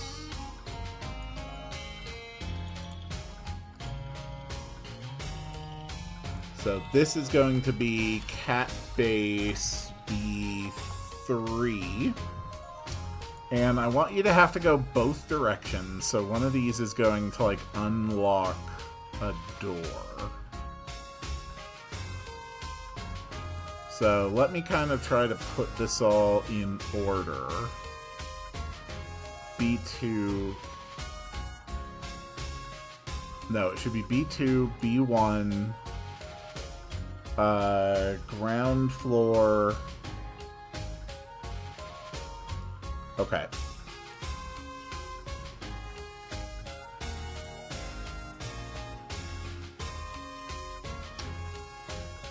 So B2, B1, ground floor, and then F2, and then F3. This is not B3, this is F3. There. Okay, now they're kind of ordered. The train wreck that is the first chapter set the stage for this whole game. No. In fact, almost nothing that we have added since Chapter 1 has flowed naturally from what was in Chapter 1. Almost none of it. That's what I mean by incoherent. It isn't that we set up a foundation of insanity and then everything sort of went crazy after that point. It's that we set up a foundation of insanity and basically did not really build much of anything on top of that foundation. We just started building extra foundations next to them. So we've hit a point where we are involved in massive feature creep, and it's essentially just an adventure to where random shit happens. That's basically the situation. Okay. You are at 510. So we need one at 510. And you are at 15.6. So we need one at 15.6. Okay. So there's going to be, like, a locked door.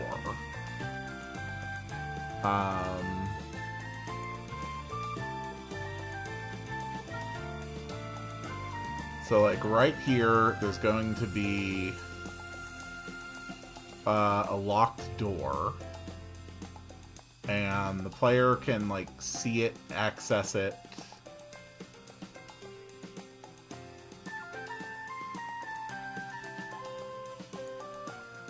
Okay.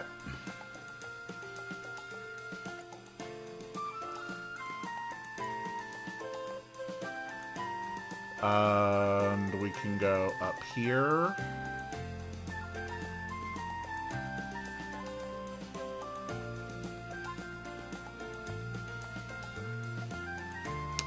And we can separate it like this.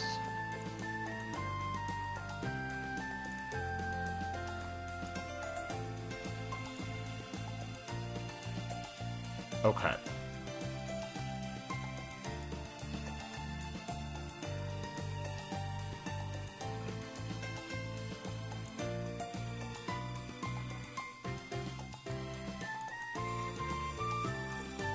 There, okay. So there will be a lever here, which activates a door here.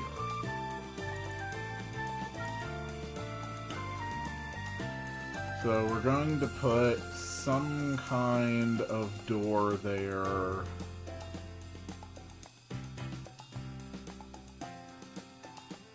Or just magic lasers. Magic lasers work.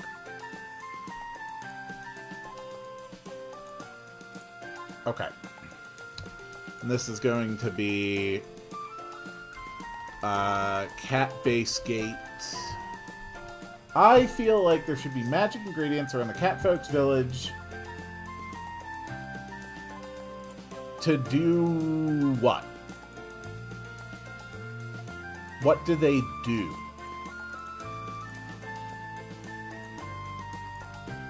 That's what we need to think about. We can have all these things, but we need to have a reason behind them. We need to have purpose.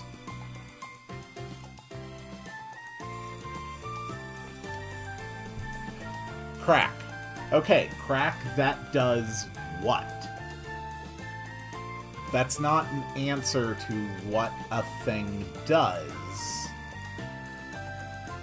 It's just saying X leads to Y, and neither X nor Y are defined.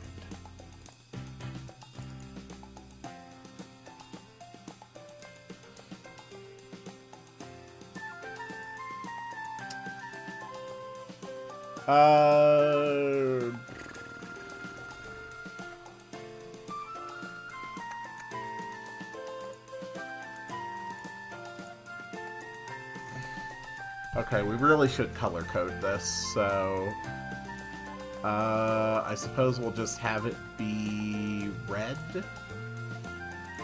And it activates the switch. Yes, I know antivirus software, you want me to renew my subscription. Believe me, I get it. We're actually going to go with blue lasers. No, I think green lasers will contrast better. So this is going to be green lasers, green lasers, and we don't actually want it to do anything once we've done that.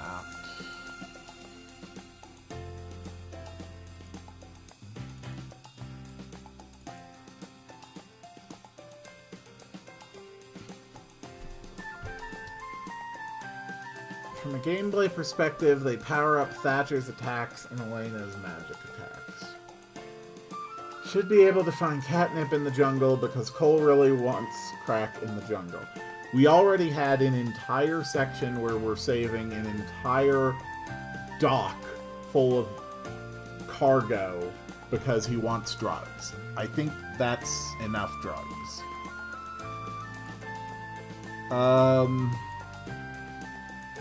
Okay. So it does all that. Then we adjust the door to go left, right, and then finally turn up. That should work. Am I muted, or did I say something wrong? I didn't see any messages from you until that one just now. And I do have all my various things in live chat mode.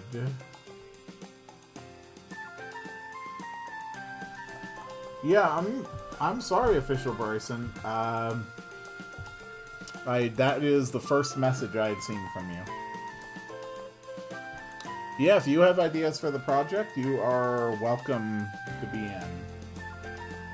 I also want hot cocoa being craftable. Okay, Aubrey, again, what does it do? Once again, you're suggesting a thing without providing any context for what it is or why it is. Like, I can just go in here and I can be like, here's a blimp. And then I can just leave the blimp there. But we don't... That's it. What type of game are you currently building? It is really damn hard to tell. At this point in the game, to quickly summarize... Oh dear God, how do I quickly summarize this? Okay. A pair of magical cats are working with the root beer gods, and they are trying to get the catfolk and the batfolk living in the swamps and the jungle to fight each other so they can harvest their souls. So the players are figuring out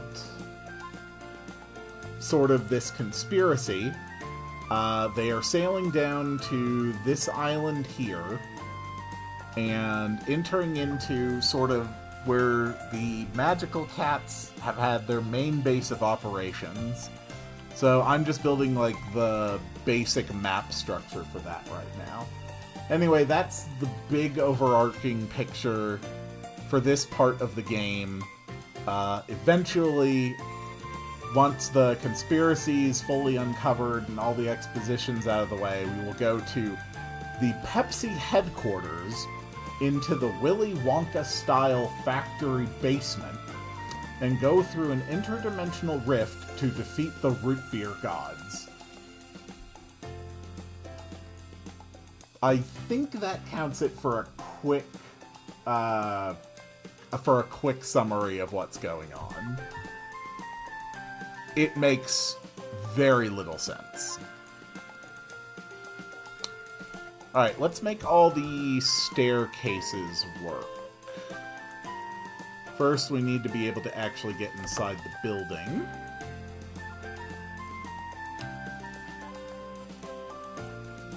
Ground floor.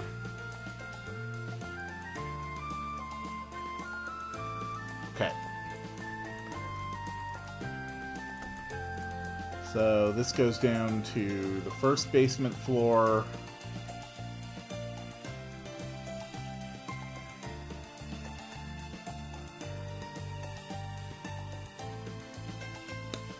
And this one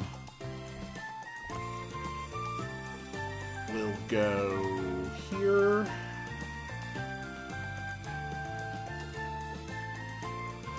And this one will go up to the second floor. Right here. And this one will also go up to the second floor. Right here.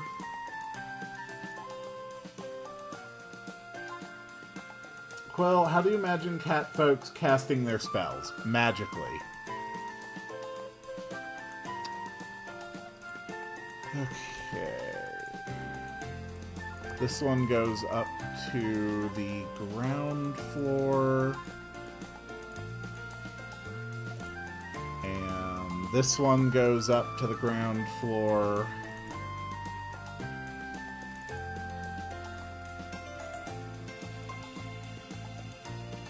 And this one goes down to the second basement level.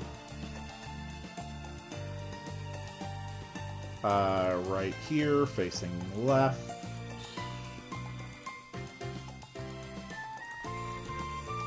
And this one goes here, facing left. And this one goes here, facing right. We have a body for the spider mech. Oh, cool. Okay, that takes care of those. Basement 2. So all of these go up to basement 1. This one goes here.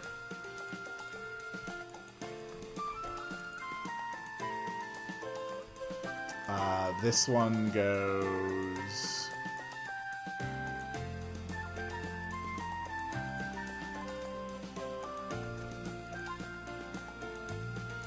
here. And this one goes...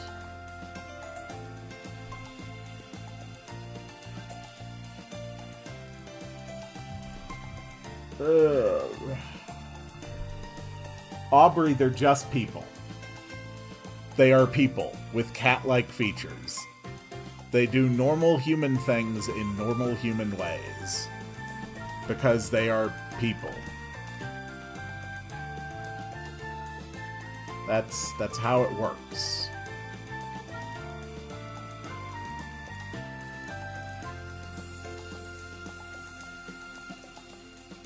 Boop. And this one goes here. I don't have one game in my Steam library that I've never played. That's quite impressive. Okay. So going up to the 3rd floor goes here. This is why I do not like building multi-floor dungeons. They quickly get out of hand, but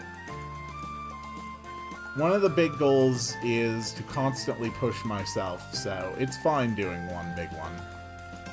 Well, it's not even a big one. It's a very, very basic multi-floor dungeon. This goes back down to F2, going right.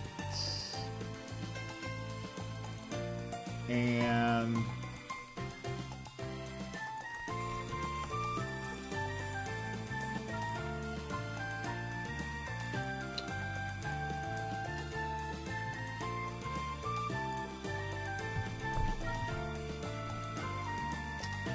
okay.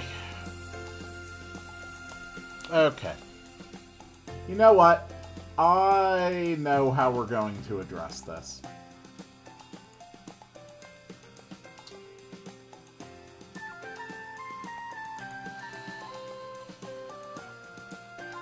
Okay, get rid of that.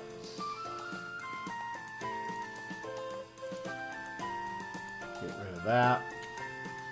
Get rid of that. Okay. Give me one moment. I'm doing something on my other monitor. This will only take a minute.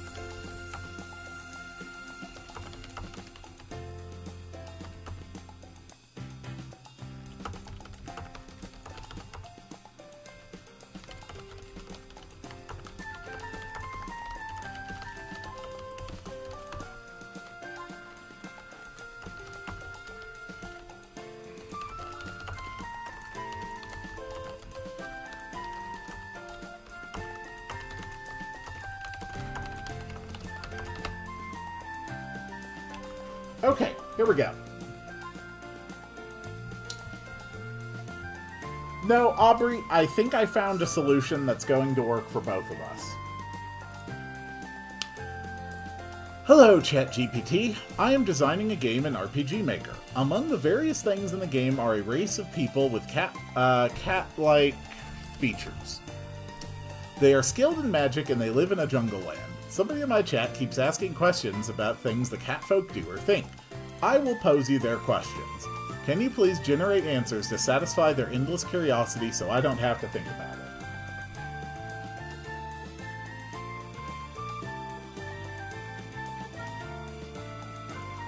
There we go. Alright, we're going to ask your first question. Quill, do the cat folk have cauldrons?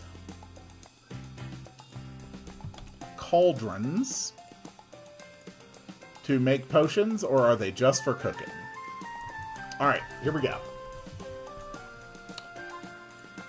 Among the cat folk, cauldrons serve both purposes, but they are treated very differently depending on how they're used. Cooking cauldrons. Most catfolk homes keep a low, wide iron or clay cauldron over a small hearth. They are used for jungle stews, bone broths, and slow-simmered fruit sauces. Catfolk cuisine often involves long simmering because many jungle plants need heat to break down their bitterness or toxins. These cauldrons are communal tools and are rarely considered special. Potion brewing, however, is handled with separate cauldrons that are never used for food. Catfolk mages believe magic clings to metal and clay, so mixing cooking and potion brewing would contaminate both the spell and the meal. Potion cauldrons among the catfolk often have a few distinctive traits. Runic scratching around the rim to help stabilize magical mixtures. 3 or 4 short legs so the cauldron can sit directly over jungle coals or enchanted heat stones. A wide lip allowing whiskers to sense the steam. Many catfolk alchemists literally test potions by feeling the magical prickle in the vapor.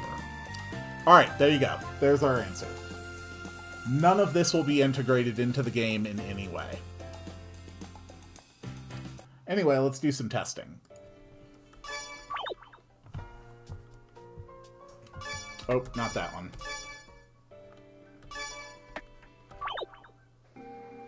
Cool. Alright.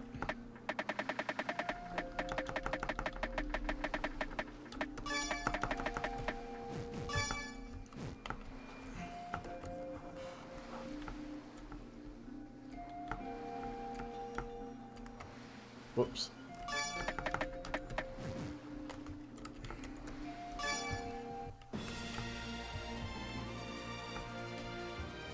Alright, we are going to drop a temporary save out here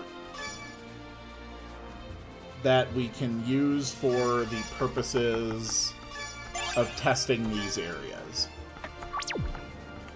First, we make sure that the dock works.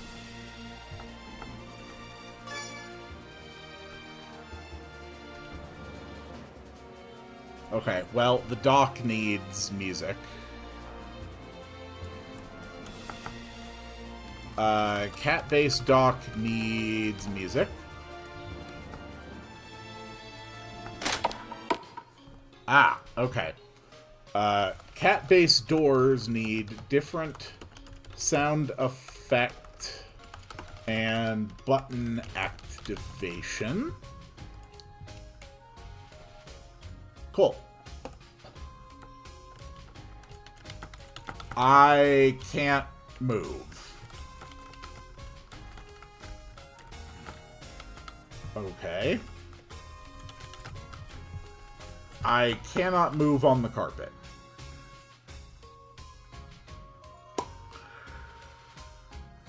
Okay. Well, that's a couple things to fix right off the bat.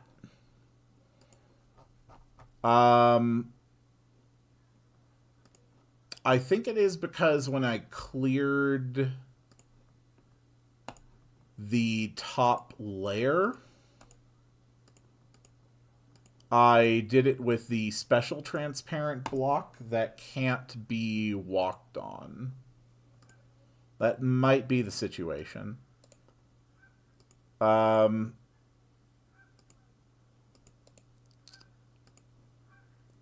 we're running...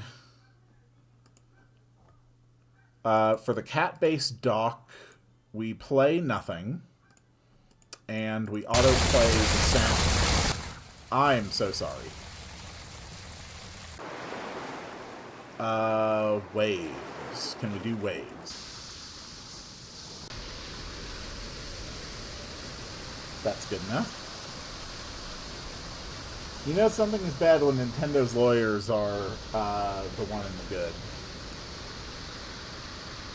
I think we often do not hear about any but the most egregious cases in either direction.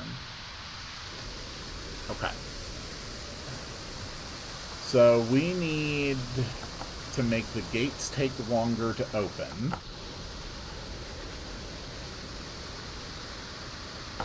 So it'll take like half a second for the gate itself to fully open.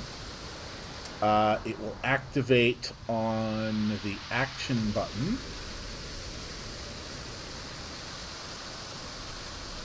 The sound effect is way too loud. How loud was the one we used in Wallachia? 25. Okay.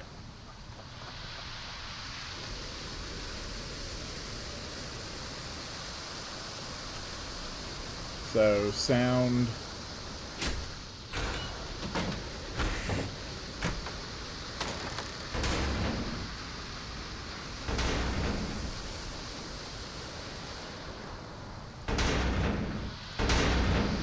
Yeah, I know what you're referring to, Cole. I've seen the information.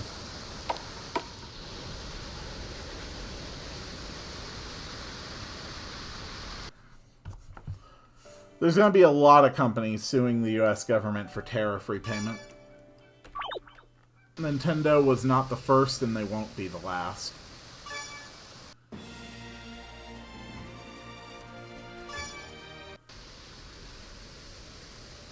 Okay. Alright, that works.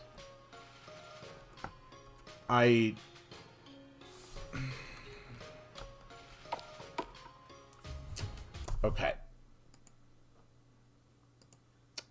I can't walk over...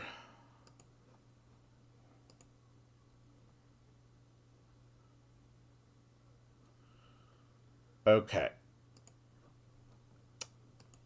So, more special repairs.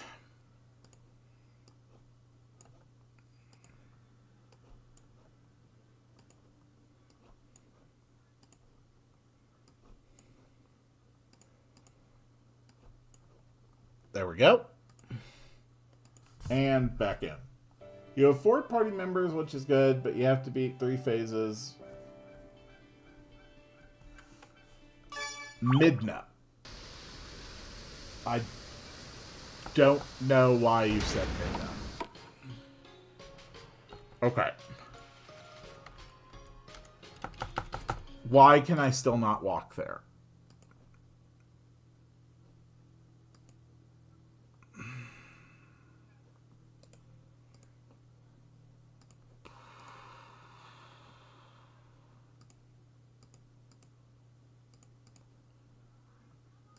It should be walkable.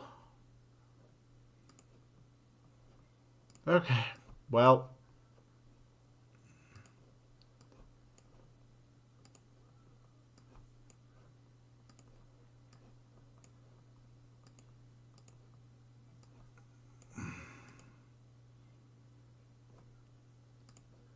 All right, let's try again.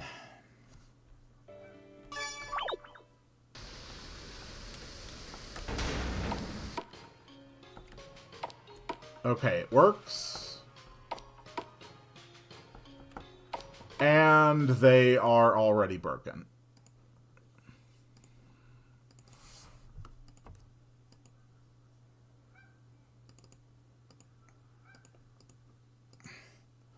Feel like there should be cauldrons in the Catfuzz base so that the warriors can prepare yourselves without... Okay.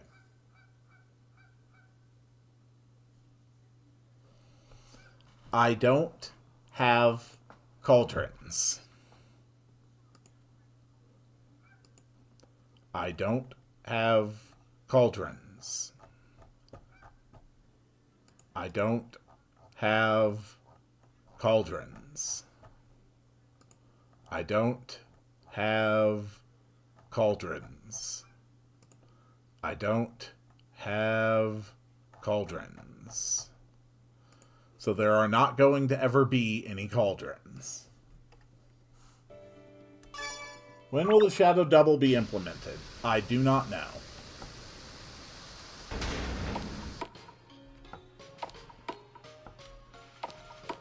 Okay, those stairs work. Those stairs work.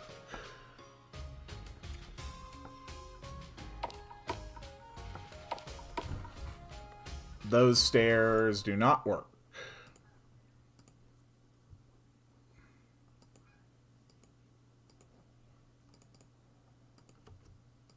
B1 should be taking you here. Okay.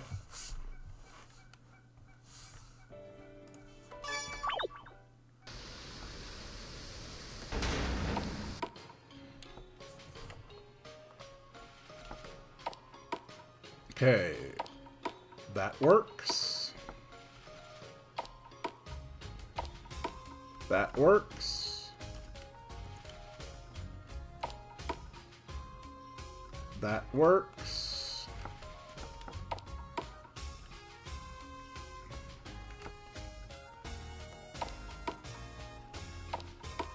That works. That works. That works.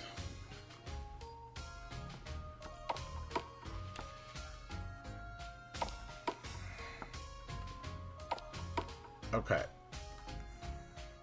We can't go through here. That is correct.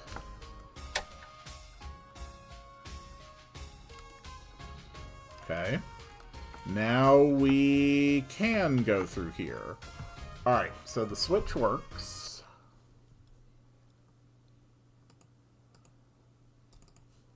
So what we need is a different sound effect. Okay. And we're going to increase the interval it takes to actually pull the switch a little bit. And then once that's done, we are going to play a sound effect. And what will it be?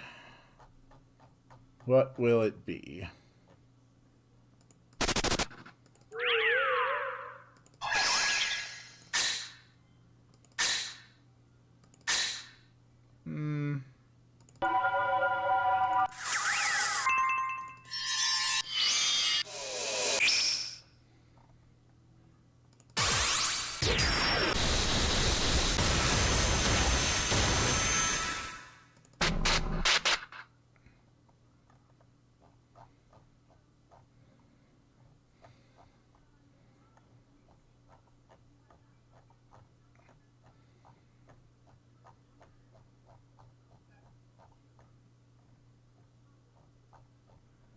What do we have?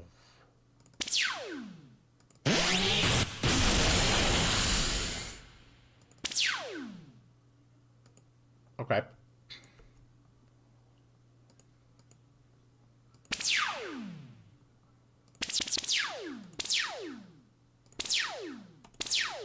I have not played XCOM. Military base, not particularly.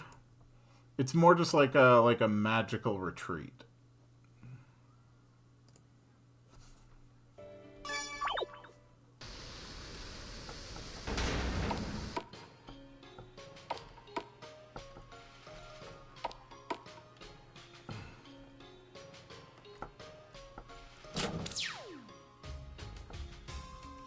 Okay, that works.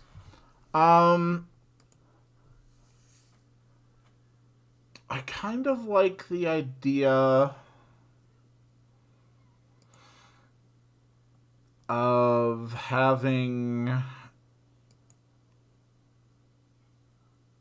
another...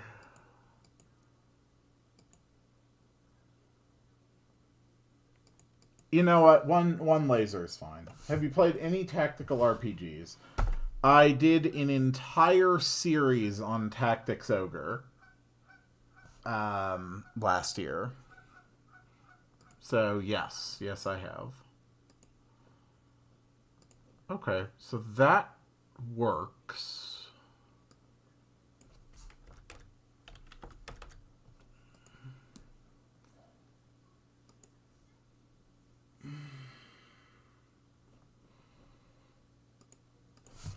Aubrey, I know that you really like suggesting lore ideas. I don't really get what you expect me to do with them.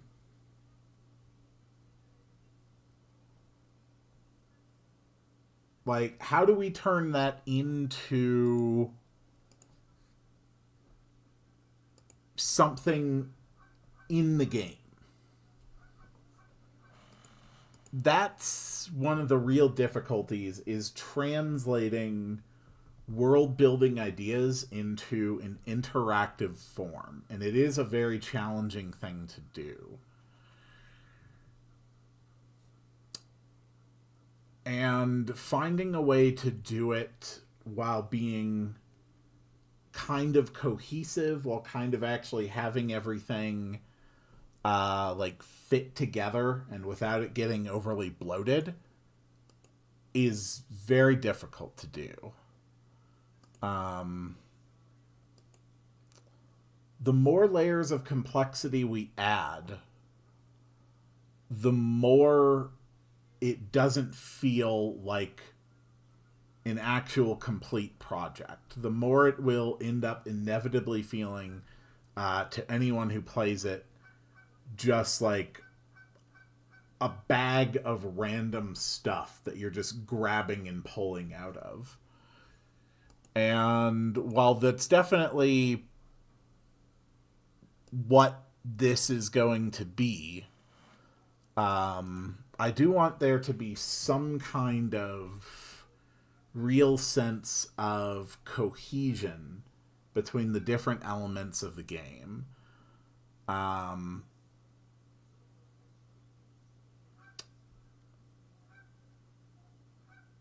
If we start adding a lot of lore and world building to small niche parts of the game, like the cat folk, then we either have to add an equal amount of effort to many other parts of the game, or the entire narrative experience, the entire setting, will feel imbalanced. I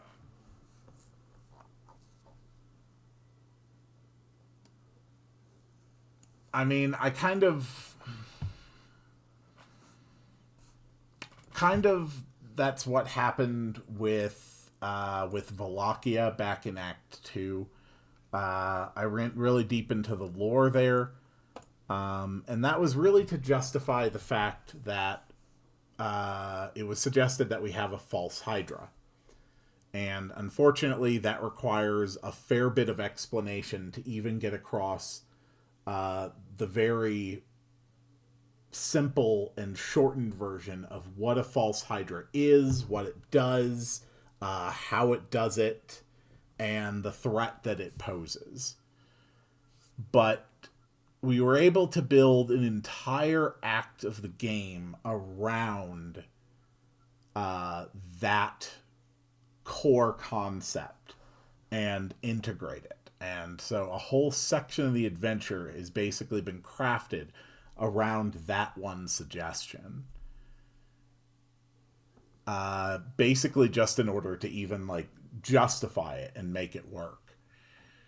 If we want to add a lot of lore to the folks here in the swamps and the jungle, we need to basically shift gears now, and we're going to have to approach it in a very different way. We're probably going to have to rework a lot of things here in the swamp and the jungle, and sort of flow the narrative a bit differently, which could be done It would probably take a good month before we were really able. Well, now realistically, it'd be like 2 streams, like 2 or 3 weeks max.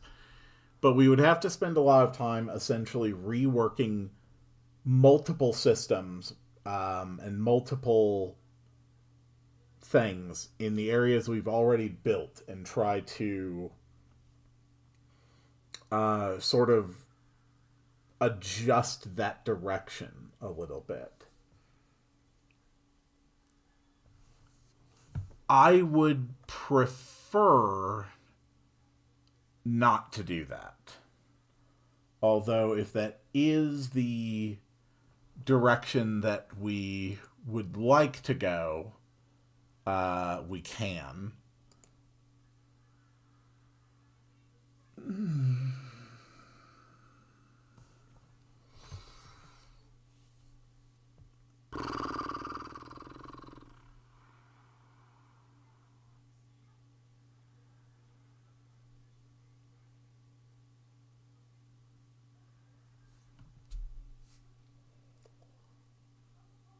I'm just saying that by looking at the Catfolk town, you can't tell they're magical. That is a very, very good observation, and that is actually a very actionable thing. That is genuinely something that we can work on. We can definitely work with that. So we've got like books, like a ritual room. So if I want to make it more magical,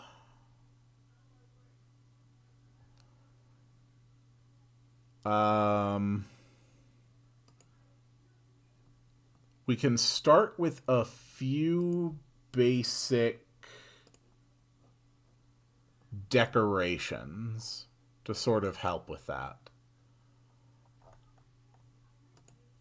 Let's see here.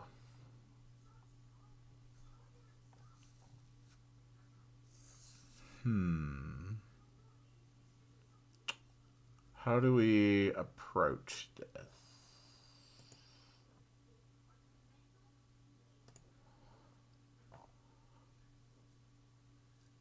We put like a magical hat there.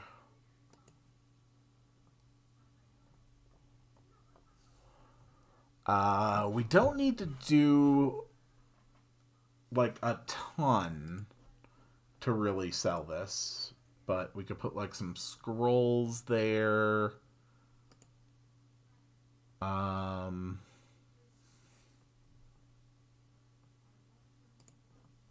Books on the shelves up here. Books on the shelves here and here.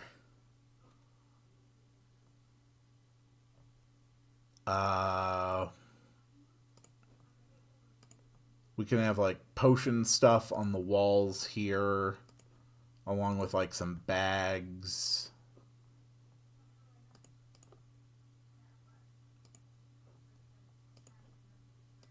Yeah, something like that.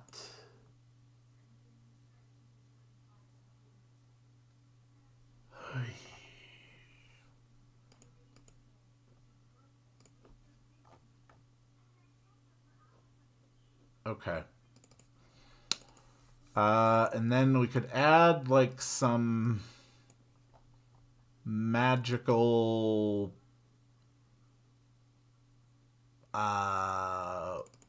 like sconces on the walls. We just turn on their stuff like this, and we just place them around some of the entrances.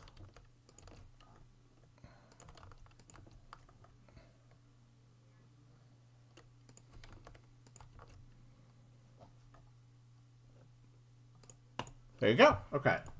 This should actually work.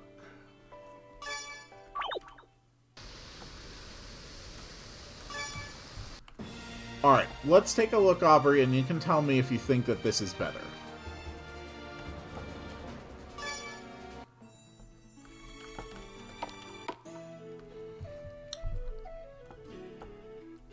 There we go. We've got, like, magical lights. We've got scrolls. I need to move the scrolls, but that's fine. We've got, like, potion ingredients out there. We've got, like, a witch hat I can move. Books, lights. Does that help a bit? I think that actually helps a lot.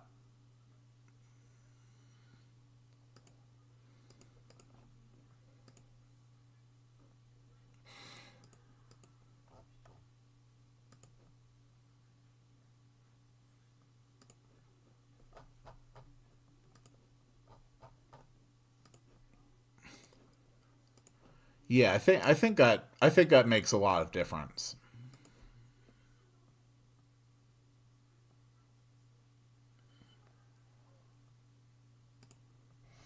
Cool. All right. So there we go. Now the magical cat village is a bit more just like visually distinct, like a little bit clearer that it is, like actually magical. So I think that helps. And since we're doing that, we can actually decorate the exterior of the Batfolk village in kind of similar ways. So we can have like spears on the walls, swords, bow and arrow. That one goes a bit high, so maybe not that one. Axes. Like a sword rack here.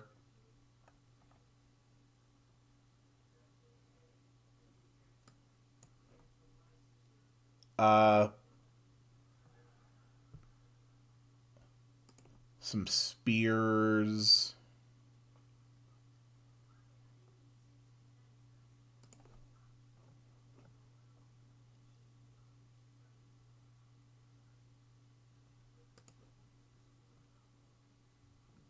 And just like a thing there. All right, there we go. All right. So now the Batfolk village is also kind of decorated with more of a kind of like a warrior bent. So I think that works. All right, that is going to be it for today. I think the first village in this game needs to be looked at again. Yes, there's a lot of shit we have to revisit. Believe me, I know. Honestly, I think it's okay, though, for a starting town. Starting towns kind of suck anyway. Yeah, that's going to be it for today. So thank you all so much for being here today. We actually got a crap load of stuff done. On the next stream, we want to decorate the cat base. We want to give display names to the cat base. We need the magical cats encounter. We need like a few enemies for cat base. That's all the big stuff, honestly. I think that's fine. All right. Well, thank you all so much. The better part of 3 hours today on this. Not bad. The current daily series on the channels are Canon. The last episode of Canon comes out today in a little over an hour. StarCraft 2 is going to be ongoing. There will be another episode of Slay the Spire 2 that will be coming out in the coming days. I don't know yet what I'm going to be doing after StarCraft 2. You can be here next week. Well, I guess this week, actually. Either Tuesday or Thursday, I will be doing more Banjo-Tooie. On Saturday, it will be Pokemon Brilliant Diamond Nuzlocke again. And you can be here a week from today for more RPG Maker. I think that is everything I had to say. So thank you all so much. Once again, it's always great. I will see you all in the next one, and it is time to make the sound to summon the end of the stream. Wow, wow, wow, wow, wow, wow, wow, wow.